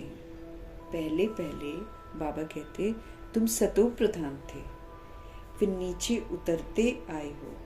अभी कोई अपने को सुप्रीम थोड़ी कहेंगे, अभी तो सब नीच समझते हैं। बाप बार बार हमको समझाते हैं मूल बात कि अपने अंदर देखो कि हमारे में कोई विकार तो नहीं है।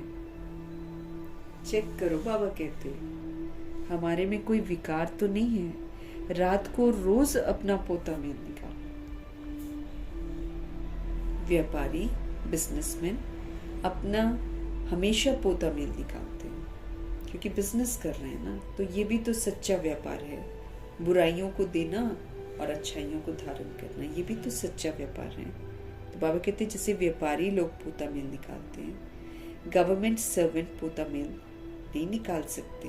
गवर्नमेंट सर्वेंट जो है ना पोता मेल नहीं निकाल सकते, बिजनेसमैन जो होते हैं वो निकालते हैं। उन्हों को तो मुकर्रर तनख्वाह मिलती है, वो तो जाते हैं काम करते हैं सैलरी लेते हैं। तो बाबा कहते वो तो नहीं कर सकते पोता मेल वाला काम, है ना। तो गवर्नमेंट सर्वेंट पोता मेल नहीं निकाल सकते, बिजनेसमैन निकालते हैं। उन्हों को तो जो गवर्नमेंट सर्वेंट हैं उन्हों को तो मुकर्रर तनख्वाह मिलती है, फिक्स तनख्वाह मिलती है। इस ज्ञान मार्ग में भी जो व्यापारी होते हैं ना वो तीखे चले जाते हैं, पढ़े लिखे ऑफिसर्स इतना तीखा नहीं जाते। व्यापार में तो आज 50 कमाया कल 60 कमाएंगे, कभी घाटा भी हो जाएगा। गवर्नमेंट सर्वेंट की फिक्स पे होती है। इस कमाई में भी अगर देही अभिमानी हम होकर नहीं हो रहेंगे तो फिर हमको घाटा पड़ता है। आपको ध्यान रखना है कि अगर हम निरंतर अपने को आत्मा नहीं समझते हैं, निरंतर दूसरों को आत्मा नहीं समझते हैं, सतोगुणी पाठ नहीं बजाते हैं, सतयुगी पाठ नहीं बजाते हैं, तो हम अपने आप को घाटा डालते हैं। माताएं तो व्यापार करती नहीं हैं, उनके लिए फिर और ही सहज है। कन्याओं के लिए भी सहज है, क्योंकि माताओं को तो सीढ़ी उतरनी पड़ती है ना।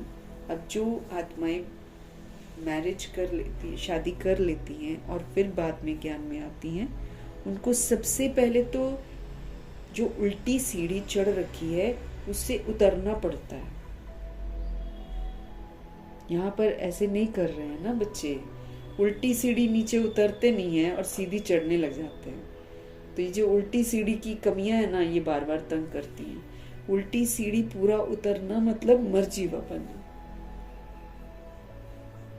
दैहिक रिश्ता, दैहिक स्मृतियां, दैहिक सब कुछ समाप्त। अब आत्मा की स्मृति, परमात्मा की स्मृति, सतोगुणी स्मृति इमर्ज। उसको कहते हैं उल्टी सीढ़ी को नीचे उतरना। यहाँ पर उल्टी सीढ़ी को नीचे पहले उतरते नहीं है, जैसे ब्रह्मा जी ने तपस्या करी, वैसे नहीं करते तपस्या। इसीलिए अब उतरे पूरा है नहीं है, वो पुरानी चीजें, वही पुराने रिश्ते, वही पुरानी बातें, वही पुराना सब कुछ।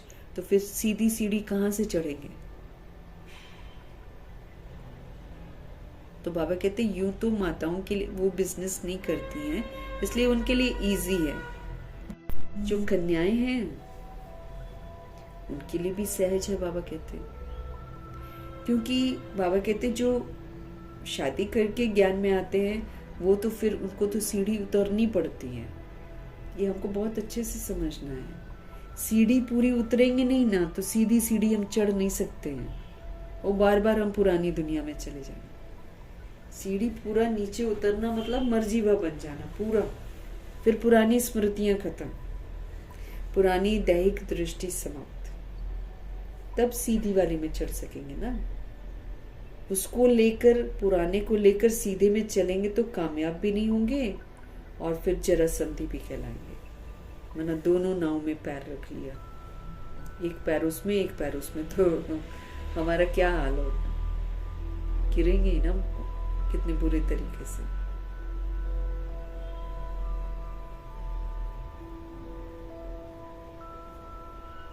तो जब कन्याओं को लिया जाता है और माताओं को लिया जाता है तो बाबा कहते हैं माताओं को तो सीढ़ी उतरनी पड़ती है। बलिहारी तो उनकी है जो इतनी मेहनत करती हैं। कन्याएं तो विकार में गई ही नहीं है तो छोड़े फिर क्या। पुरुषों को तो मेहनत लगती है, कुटुंब परिवार की संभाल करनी पड़ती है। सीढ़ी जो चढ़ी है वो सारी उतरनी पड़ती है। घड़ी घड़ी माया थप्पड़ मारकर गिरा भी देती है, क्योंकि सहज सीढ़ी नहीं उतरते हैं, रिश्तों में तो फंसे ही रहते हैं। तो बाबा क्या बोल रहे हैं, इजी नहीं होता ना। तो कुटुंब परिवार की संभाल करनी पड़ती है। सीढ़ी जो चढ़ी है ना वो सारी उतरनी पड़ती है। घड़ी घड़ी माया थप्पड़ मारकर गिरा देती है।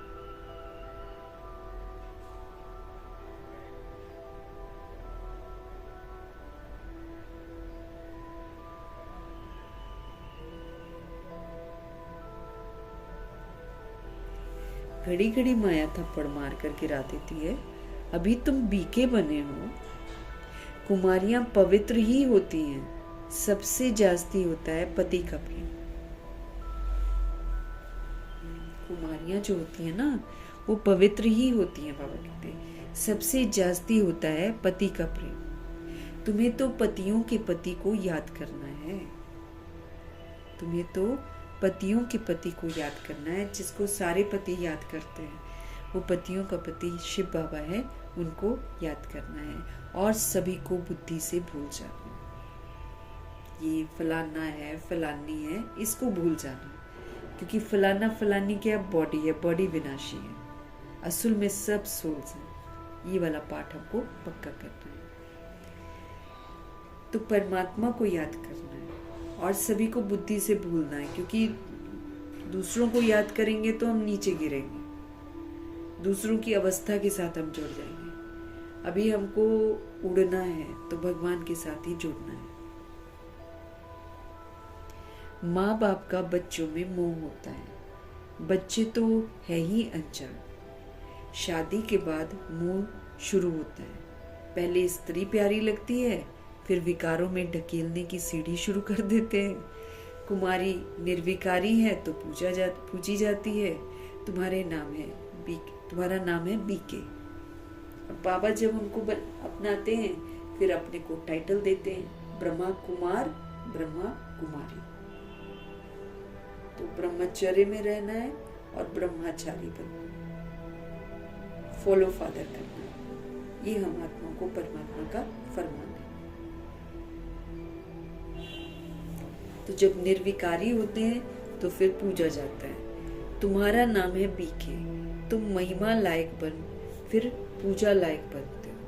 पहले महिमा लायक बनते हैं ना, पहले सारी क्वालिटीज अपने अंदर में धारण करते हैं, तो फिर जो महिमा लायक बनता है वो फिर पूजा जाता है। बाप ही तुम्हारा टीचर भी है, तो तुम बच्चों को नशा रहना चाहिए। शिव बाबा ही हमारे टीचर हैं।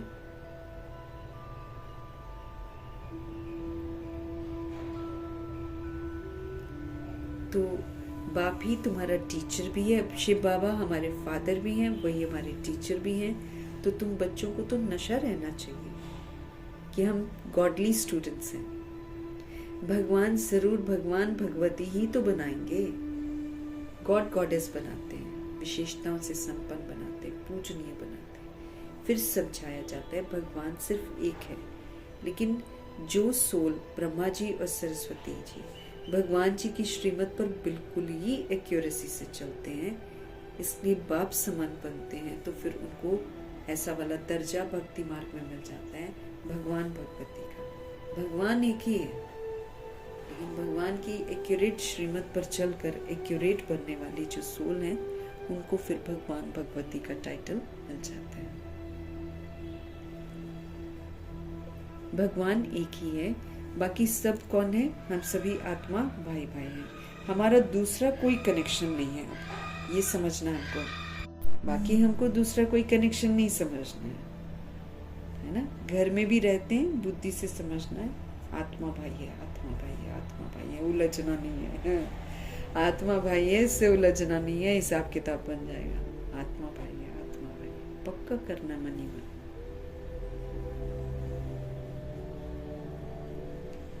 बाकी बाबा कहते सब है भाई भाई, दूसरा कोई कनेक्शन नहीं है। लेकिन प्रजापिता ब्रह्मा से रचना होती है, फिर वृद्धि होती है। आत्माओं की वृद्धि नहीं कहेंगे, वृद्धि मनुष्यों की होती है। आत्माएं तो उतनी की उतनी है सारी की सारी, लेकिन मनुष्यों की वृद्धि कही जाती है। आत्माओं का तो लिमिट नंबर है, बहुत आते रहते हैं। जब तक वहां है आते ही रहेंगे। झाड़ बढ़ता रहेगा, ऐसे नहीं कि सूख जाएगा।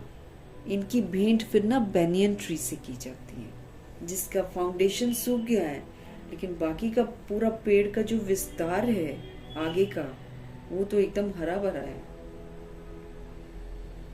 ना। कोलकाता में एक ही पेड़ है ना, बैनियन ट्री, जबरदस्त पेड़ है। जिन्होंने देखा है वो बताते हैं।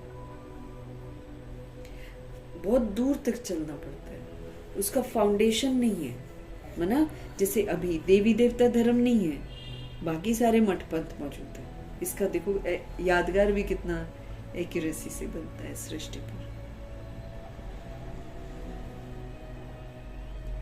फाउंडेशन नहीं है, बाकी सारा का सारा झाड़ खड़ा है।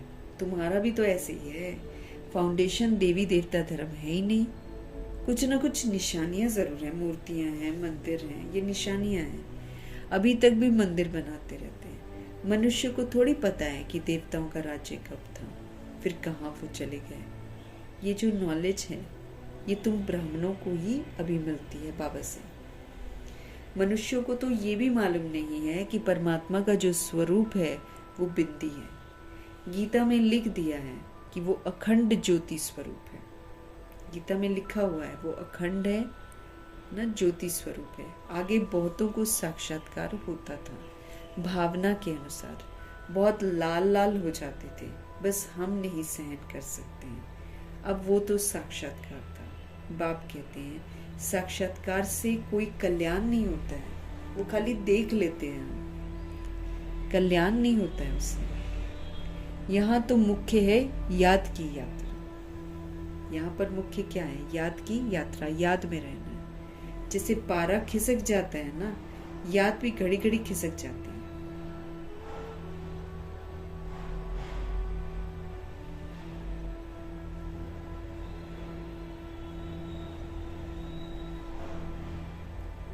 तो बाबा कहते हैं याद भी घड़ी घड़ी खिसक जाती है, कितना चाहते हैं कि बाप को याद करें, और फिर और ख्याल आ जाते हैं। इसमें ही तो तुम्हारी रेस है, बाबा कहते हैं, यही तो रेस है, यही तो मेहनत है। ऐसे नहीं कि फट से मेरे पाप मिट जाएंगे, ऐसे नहीं तुरंत मिट जाएंगे, समय लगता है, क्योंकि योग लगाने में समय लगता है हमको, क्योंकि देह रूपी मिट्टी से, उसके भान से परे होकर फिर योग लगाना है।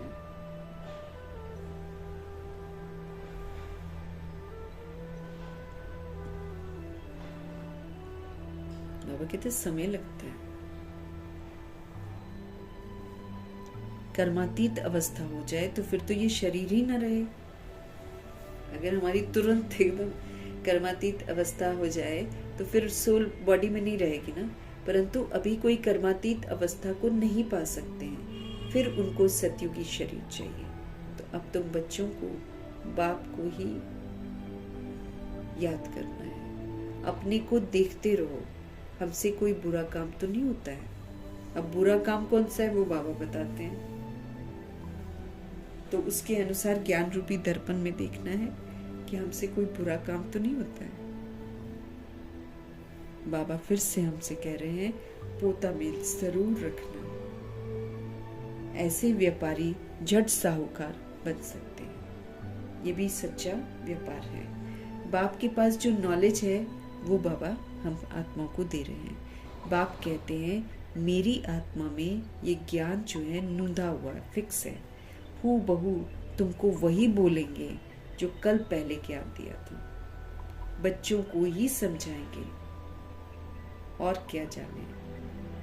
तुम इस सृष्टि चक्र को जानते हो, इसमें सब एक्टर्स का पार्ट जो है वो नूंदा हुआ है। तुम इस सृष्टि चक्र को जानते हो, इसमें सारे एक्टर्स जो है ना, उनका पार्ट इसमें नूंदा हुआ है। बदल सदल नहीं सकता है, ना कोई छुटकारा इससे पा सकता है। न बदल सदल होगी, न छुटकारा पाएंगे। तो तुम इस सृष्टि चक्र को जानते हो, इसमें सभी एक्टर्स का पार्ट जो है वो फिक्स है, क्योंकि आत्मा जो पार्ट बजाती है वही रिकॉर्ड हो जाता है। इसमें बदल सदल नहीं सकता है, न किसी को कोई छुटकारा पा सकता है। एक बार ड्रामा में आ गए हैं, इससे निकल नहीं सकते हैं। हाँ, बाकी समय मुक्ति जरूर मिलती है। जब परम धाम में रहते हैं तब मुक्त अवस्था में रहते हैं, तब तक जब तक हमारा पार्ट इमर्ज ना हो जाए। तुम तो ऑलराउंड हो, बाबा कहते हैं। 84 जन्म लेते हो, बाकी सब अपने घर में होंगे, फिर पिछाड़ी में आएंगे। अब कई 2500 वर्ष तक ऊपर रहेंगे, कई 3500 ईयर्स तक ऊपर रहेंगे, कई उससे 4000 ईयर्स तक ऊपर रहेंगे। सबका अपना अपना पार्ट है। जिसका जब पार्ट इमर्ज होता है तब वो सोल इस तरह पर आ जाती है। बाकी सब अपने घर में होंगे, फिर पिछाड़ी में आएंगे। मोक्ष चाहने वाले यहाँ आएंगे ही नहीं। जो मोक्ष करते रहते हैं ना, वो सतयुग में नहीं आते, क्योंकि वो पुरुषार्थ नहीं करते हैं ना फिर सतयुग के लिए। वो फिर पिछाड़ी में चले जाएंगे। ज्ञान कभी वो सुनेंगे ही नहीं।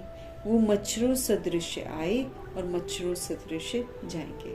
मच्छर जैसे आते ना, मच्छर की तरह उसको मार देते हैं, खत्म।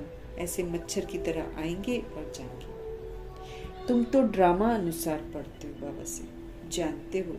बाबा ने 5000 वर्ष पहले भी हमको ऐसे ही राजयोग सिखाया था। तुम फिर औरों को समझाते हो कि शिव बाबा ऐसे कहते हैं। अभी तुम जानते हो हम कितने ऊंच थे, अब हम कितने नीच बन गए। फिर बाबा हमको ऊंचा बनाते हैं, तो ऐसे पुरुषार्थ करना चाहिए ना। यहाँ तुम आते हो रिफ्रेश होने के लिए। इसका नाम ही पड़ा है मधुबन। तुम्हारे कलकत्ता व बॉम्बे में थोड़ी मुरली चलाते हैं। तुम्हारे कलकत्ता व बॉम्बे में थोड़ी मुरली चलाते हैं। मधुबन में ही मुरली बाजे। मुरली सुनने के लिए बाप के पास आना होगा, रिफ्रेश होने। नई नई पॉइंट्स निकलते रहते हैं। सम्मुख सुनने में तो फील करते हो ना, बहुत फर्क रहता है भाई। जो ब्रह्मा जी और मातेश्वरी और दादियों ने सम्मुख सुना है भाई, वो तो मायने रखता ही है ना। सम्मुख जो सुनते हैं उसकी इम्पोर्टेंस तो अलग है, उसमें फिर फील भी करते हैं सारा कुछ। आगे चल बहुत पाठ देखने हैं। बाबा पहले पहले सब सुनाते तो फिर तो सारा टेस्ट ही निकल जाए ना, इसलिए अभी बहुत सारी बातें बाबा बाद में बताएंगे। बाबा पहले पहले ही सब सुना दे तो टेस्ट निकल जाए। आहिस्ते आहिस्ते इमर्ज होता जाता है, 1 सेकंड न मिले दूसरे से। हमारे शिव बाबा आए हैं रूहानी सेवा करने, तो बच्चों का भी फर्ज है रूहानी सेवा करो। बाबा रूहों को जागृत करने आए हैं, रूहों की सेवा करने आए हैं। तो हम जब बाबा के बच्चे बनते हैं तो मेरी भी रिस्पॉन्सिबिलिटी होती है रूहानी सेवा करने की। जैसे जैसे बाबा बोलते जा रहे हैं वैसे वैसे हमको जग कर जगाना है। कम से कम बाबा कहते हैं ये तो सबको बताओ कि बाप को याद करो और अब पवित्र बनो। बाबा कहते कम से कम ये संदेश तो सभी को दो कि निराकार परमपिता परमात्मा को याद करो और अपने आप को पवित्र बनाओ। पवित्रता में ही फेल होते हैं क्योंकि याद नहीं करते हैं ना। तो तुम बच्चों को बहुत खुशी होनी चाहिए, प्योरिटी में सब फेल हो जाते हैं क्योंकि याद नहीं करते। तुम बच्चों को बहुत खुशी होनी चाहिए। हम बेहद के बाप के सम्मुख बैठे हैं जिसको कोई भी नहीं जानता, तो तुम बच्चों को बहुत खुशी होनी चाहिए। हम बेहद के बाप के सम्मुख बैठे हैं जिसको कोई भी नहीं जानते। ज्ञान का सागर वो शिव बाबा ही है। देहधारी से बुद्धि योग निकाल देना चाहिए। अब हमारा किसी भी देहधारी में बुद्धि का योग जाना नहीं चाहिए, क्योंकि अगर जाएगा तो देखो हम कमजोर बन जाएंगे। देहधारी इस समय कमजोर हैं, देहधारी इस समय विस्मृत हैं, परवश हैं, गलत काम कर रहे हैं। अगर हम उनको बार बार देखेंगे, उनको याद करेंगे तो फिर हमारी बुद्धि भी वैसी भ्रष्ट हो जाएगी। तो देहधारी से बुद्धि का योग निकाल देना चाहिए, क्योंकि जिससे बुद्धि का योग लगा रहता है उसकी अवस्था हमारी अवस्था बन जाती है। शिव बाबा का ये रथ है, इनका रिगार्ड नहीं रखेंगे तो धर्मराज द्वारा बहुत डंडे खाने पड़ेंगे। ब्रह्मा जी का भी रिगार्ड रखना है, शिव बाबा का भी रिगार्ड रखना है, शिव बाबा की नॉलेज का रिगार्ड रखना है, अपना भी रिगार्ड रखना है। अपना रिगार्ड रखना मतलब जो बाबा हमको स्वमान देते हैं उसी स्वमान में रहना। अगर हम नहीं रखते हैं तो फिर हम अपना भी रिगार्ड नहीं रखते। तो बाबा कहते हैं शिव बाबा का ये रथ है, ब्रह्मा जी है ना, इनका रिगार्ड नहीं रखेंगे तो धर्मराज द्वारा बहुत डंडे खाएंगे। रिगार्ड जरूर रखना है, बड़ों का रिगार्ड तो रखना है ना। आदि देव का कितना रिगार्ड रखते हैं, जड़ चित्र का इतना रिगार्ड है, तो फिर चैतन्य का तो कितना रखना चाहिए, ब्रह्मा जी का कितना रिगार्ड रखना चाहिए, जबकि जड़ का कितना रिगार्ड रखते हैं। तो आदि देव का कितना रिगार्ड रखते हैं, जड़ चित्र का इतना रिगार्ड है, तो फिर चैतन्य का कितना हमको रखना चाहिए ना। जड़ को ही कितना अहमियत देते हैं, तो ये तो सच में चैतन्य में हमारे साथ मौजूद है। अच्छा,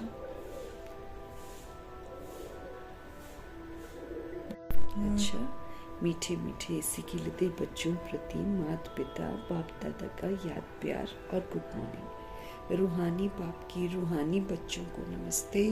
हम रूहानी बच्चों की भी रूहानी बाप को दिल से, जान से, सिक से, प्यार से, मोहब्बत से, स्नेह से प्यार भरी नमस्ते और तहे तहे दिल से मीठे मीठे परमपिता परमात्मा जी का धन्यवाद।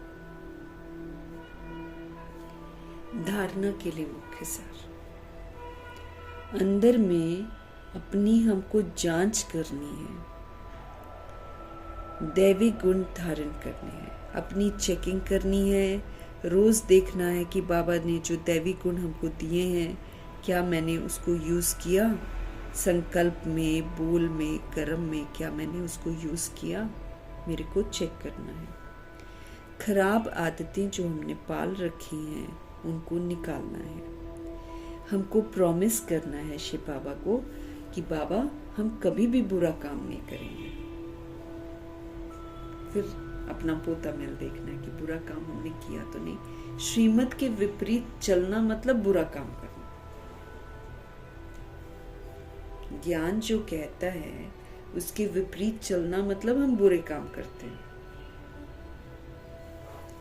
कर्मातीत अवस्था को प्राप्त करने के लिए हमको याद की रेस करनी है। अगर हम चाहते हैं कि हम कर्मातीत अवस्था को प्राप्त करें तो फिर याद की रेस हमको जरूर करनी है। रूहानी सेवा में हमको तत्पर रहना है, रूहों की सेवा करनी है, जगना है और जगाना है। बड़ों का रिगार्ड जरूर रखना है। तो बड़े कौन हो गए? ब्रह्मा जी, फिर मम्मा, फिर दादियाँ, इनका रिगार्ड जरूर रखना है। सतगुरु जी का वरदान, फॉलो फादर के पाठ के द्वारा मुश्किल को सहज बनाने वाले तीव्र पुरुषार्थी भव। कल भी बाबा ने बोला कि पुरुषार्थ करते हो लेकिन अब करो तीव्र पुरुषार्थ। सेवा करते हो लेकिन अब करो मनसा वाचा कर्मणा एक साथ। तो फॉलो फादर अगर हम करते हैं, अगर हम ब्रह्मा जी को फॉलो करते हैं, ये पाठ हम पक्का करते हैं, तो हम मुश्किलों को सहज बना सकते हैं और तीव्र पुरुषार्थी का टाइटल प्राप्त कर सकते हैं। मुश्किल को सहज बनाने व लास्ट पुरुषार्थ में सफलता प्राप्त करने के लिए पहला पाठ है फॉलो फादर। अगर हम चाहते हैं कि सारी मुश्किलें हमारी सहज हो जाएं, तो मुश्किलों को सहज बनाने व लास्ट पुरुषार्थ में सफलता प्राप्त करने के लिए ये जो पहला पाठ है फॉलो फादर, ये पहला पाठ ही लास्ट स्टेज को समीप लाने वाला है। बाबा को फॉलो करते हैं तो ये पहला पाठ ही लास्ट स्टेज को समीप लाने वाला है।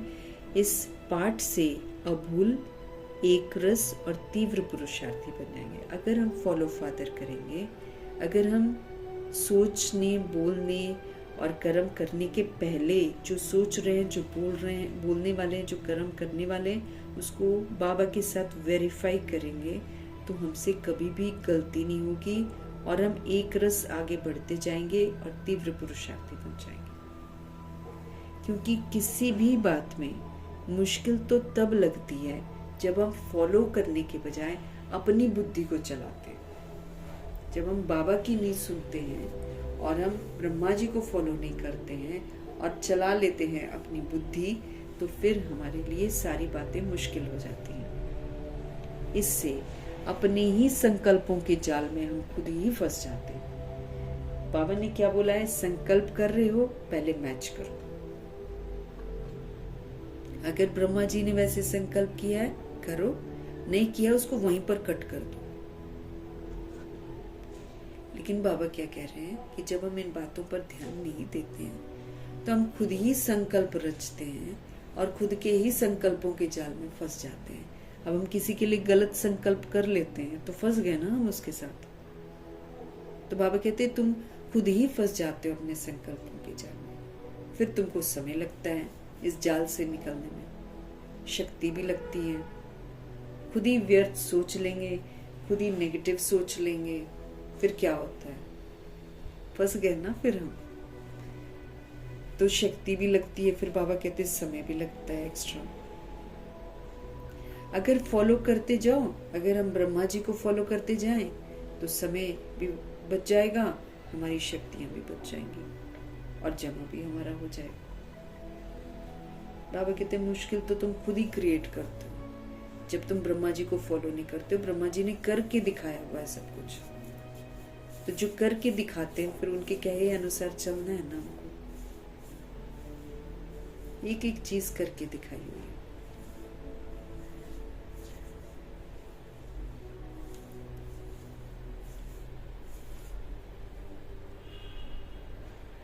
तो फॉलो फादर के पाठ द्वारा मुश्किल को सहज बनाने वाले तीव्र पुरुषार्थी भव। मुश्किल को सहज बनाने या लास्ट पुरुषार्थ में सफलता प्राप्त करने के लिए पहला पाठ है फॉलो फादर। ये जो पहला पाठ है ना, यही लास्ट स्टेज को समीप लाने वाला, फरिश्ते की स्टेज को समीप लाने वाला है। इस पाठ से फिर हम अभूल बन जाते हैं, एक रस बन जाते हैं, तीव्र पुरुषार्थी बन जाएंगे। क्योंकि किसी भी बात में मुश्किल तो हमको तब लगता है जब हम फॉलो करने के बजाय अपनी बुद्धि को चलाना शुरू कर देते हैं।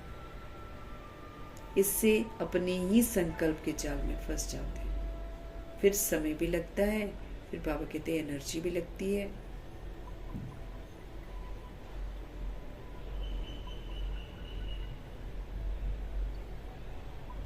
अगर फॉलो करते जाएं, बाबा कहते हैं ना, अगर हम फॉलो करते जाएं तो बाबा कहते हैं समय भी आपका बच जाएगा, शक्ति भी आपकी बच जाएगी, और फिर जमा भी आपका हो जाएगा। क्योंकि ब्रह्मा जी की तरह जो किया हुआ है वो जी जमा होता है। जो हम ब्रह्मा जी को फॉलो करेंगे और करेंगे ना, बस उतना ही जमा होएगा। तो मुश्किल को सहज बनाने वाले शिव बाबा हमको विधि बता रहे हैं कि कैसे फॉलो फादर करके हम सब कुछ इजी कर सकते हैं। स्लोगन: सच्चाई सफाई को धारण करने के लिए अपने स्वभाव को अब सरल बनाओ। अगर हम चाहते हैं कि सच्चाई को हम धारण कर लें, हम सफाई को धारण कर लें, तो बहुत ज़रूरी है कि सबसे पहले तो ये टेढ़ा बांका कड़ा संस्कार जो है, स्वभाव जो है, उसको सरल बनाओ, इजी बनाओ। कड़ा वाला हठ योग वाला स्वभाव नहीं होना चाहिए।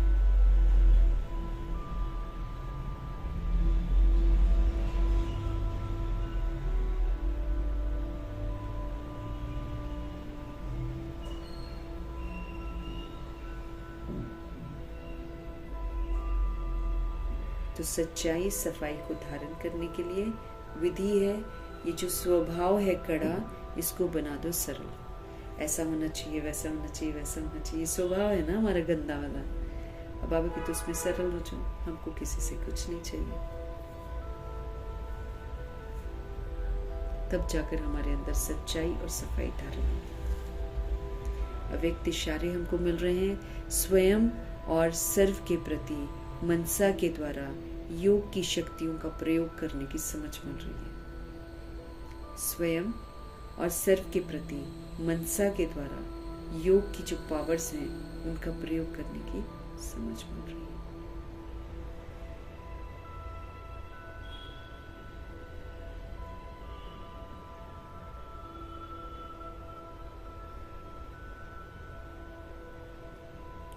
तो अव्यक्त इशारे स्वयं और सर्व के प्रति मनसा द्वारा योग की शक्तियों का प्रयोग करो। जितना स्वयं को हम मनसा सेवा में बिजी रखेंगे, उतना हम सहज माया को जीत पाएंगे। मनसा, निराकारी मनसा, सेवा में तत्पर रहे, बस बाबा की यादों में रहे और सबका भला, सबका कल्याण, सबके लिए शुभ भावना, शुभकामना जब चलती रहे, तो फिर माया जीत हम बन जाएंगे। फिर माया हम पर वार कर नहीं पाएगी।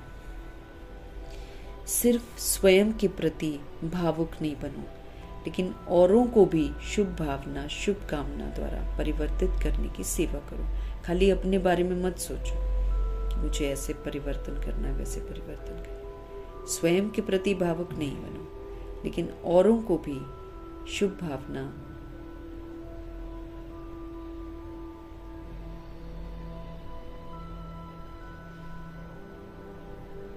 जितना स्वयं को मनसा सेवा में हम बिजी रखेंगे, उतना हम बहुत इजीली माया जीत बन जाएंगे। सिर्फ क्या करना है कि हमको अपने प्रति भावुक नहीं बनना है, लेकिन औरों को भी शुभ भावना, शुभ कामना के द्वारा परिवर्तित करने की सेवा करनी है। भावना और ज्ञान, स्नेह और योग, दोनों का बैलेंस होना चाहिए। हमारी भावनाएं और ज्ञान, स्नेह और योग, दोनों का बैलेंस हो। कल्याणकारी तो बने हो, अब बेहद विश्व कल्याणकारी बनो। कल्याणकारी तो बाबा कहते हैं आप बने ही हो, अब बेहद के विश्व कल्याणकारी बनो। सारे वर्ल्ड की सोल्स के लिए अच्छा सोचो। तो जितना हम मनसा सेवा में व्यस्त रहेंगे, उतना सहज माया जीत बन जाएंगे।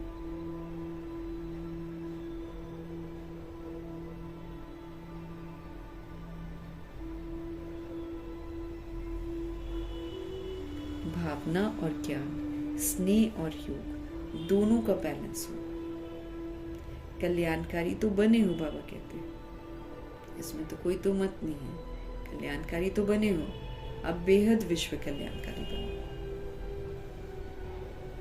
अब बेहद के विश्व कल्याणकारी आप बनो। सभी सोल्स के लिए अच्छा सोचना है, तो मेरी मनसा जो है इसमें व्यस्त रहे, सभी के कल्याण के बारे में सोचे। जितना हम इसमें दुआएं देने, इसलिए बाबू बोलते हैं तुम नहीं धारणा कर पा रहे हो, तुम नहीं शक्तिशाली बन पा रहे हो ना, बस तुम आदत डालो, सुबह से लेकर रात तक बस सबको दुआएं देते जाओ, हम हल्के होते चले जाएंगे। तो जितना हम अपने को मनसा सेवा में व्यस्त रखेंगे, उतना बाबा कहते आसानी से आप माया जीत बन जाएंगे। सिर्फ क्या करो, अपने प्रति भावुक मत बनो, आप औरों के लिए भी शुभ भावना रखो, उनके लिए भी शुभकामना द्वारा परिवर्तित करने की उनको भी सेवा करो। जब हम दुआएं देते जाएंगे तो एक दिन वो भी तो चेंज हो जाएंगे। भावना और ज्ञान, स्नेह और योग, दोनों का बैलेंस रखना है। कल्याणकारी तो हम बने हैं, अब बेहद विश्व कल्याणकारी हमको बनना है। कल्याणकारी तो हम सब बने हैं, लेकिन अब बेहद विश्व कल्याणकारी हमको बनना है। मीठे परमात्मा जी का धन्यवाद, ब्रह्मा माँ का धन्यवाद, जगदम्बा माँ का धन्यवाद, अष्टरत्नों का धन्यवाद, नवग्रहों का धन्यवाद, एडवांस पार्टी की सारी सोल्स का धन्यवाद, बची हुई जितनी भी आत्माएं हैं सबका धन्यवाद, 5 तत्वों का धन्यवाद, ड्रामा का धन्यवाद, प्रकृति का धन्यवाद, माया का धन्यवाद, यमदूत का धन्यवाद, करोड़ों की आबादी का धन्यवाद।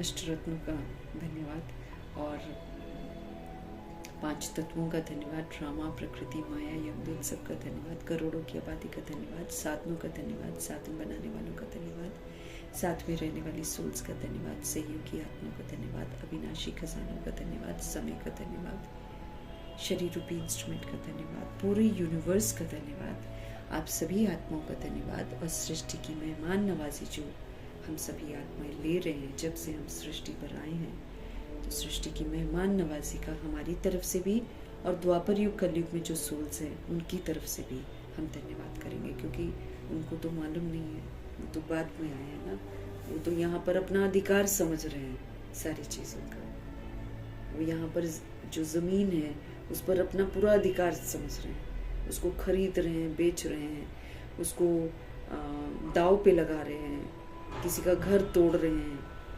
और खुद का बना रहे हैं, है ना, दूसरों को बर्बाद कर रहे हैं, खुद ऐश कर रहे हैं, किसी को 2 वक्त की रोटी नहीं है और खुद काजू की रोटी खा रहे हैं वरना काजू का नाश्ता कर रहे हैं। तो ऐसा जो डिफरेंस वाली दुनिया हो गई है ना, क्योंकि उनको मालूम नहीं है कि भाई हम मेहमान हैं, यहाँ की कोई भी चीज़ हमारी नहीं है, ये यूज़ करने के लिए मिली है, जितनी हमको चाहिए उतनी ही हमको लेनी है, उससे ज़्यादा अगर हम हथियार रहे हैं तो कितना न बेगर बनकर मरेंगे, एकदम भिखारी बनकर मरना है, फिर भुगतान करके मरेंगे। तो इसलिए हम सभी आत्माओं के लिए दुआएं देंगे ताकि ये जो उनमें मेरापन आ गया है ना, मेरा है मेरा है मेरा है, वो सारा खत्म हो और उन आत्माओं में स्मृति आए कि हम सभी सोल्स परमात्मा के बच्चे हैं। ऐसे बोल बोल कर दुआएं कर करके उनको वैराग दिलाना,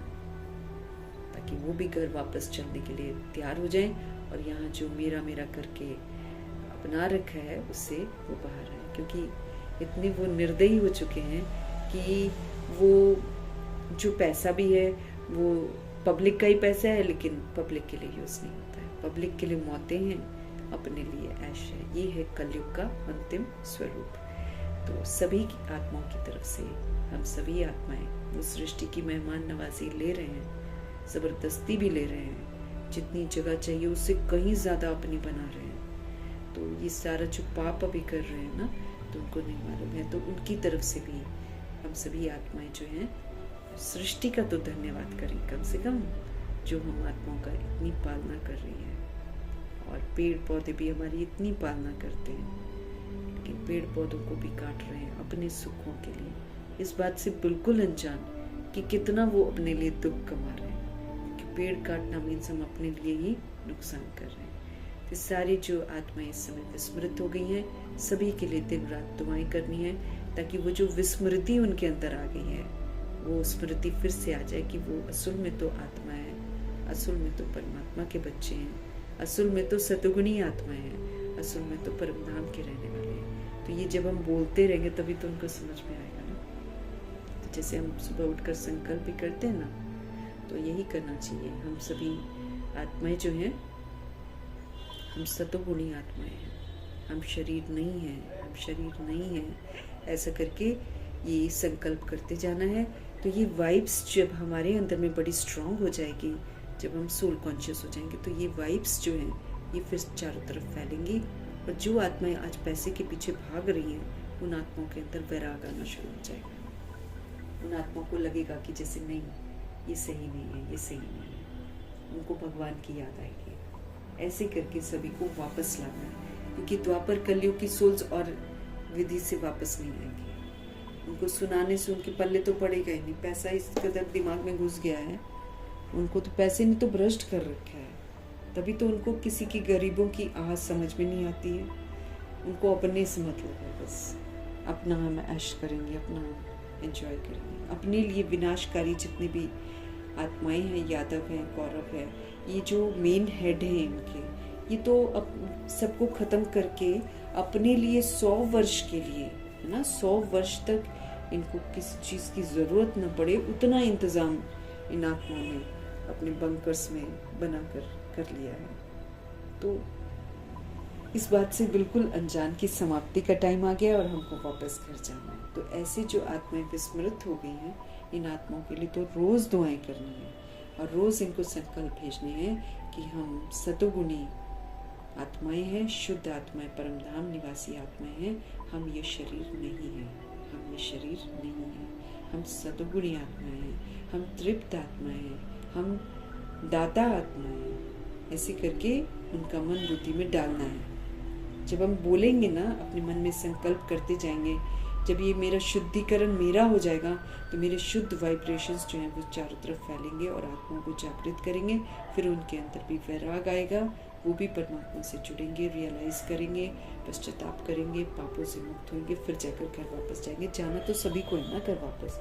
अब वो जितना मर्जी समझे कि हम यहीं पर पूरा अड्डा हमने जमा लिया और हम रहेंगे, बस उनके दिमाग में ये है कि हम हमेशा ही रहेंगे, तभी तो ऐसे काम कर रहे हैं ना। तो ये सारी सोल्स के लिए हमको दुआएं ज़रूर करनी है, निरंतर विश्व कल्याणकारी हमको बनना है।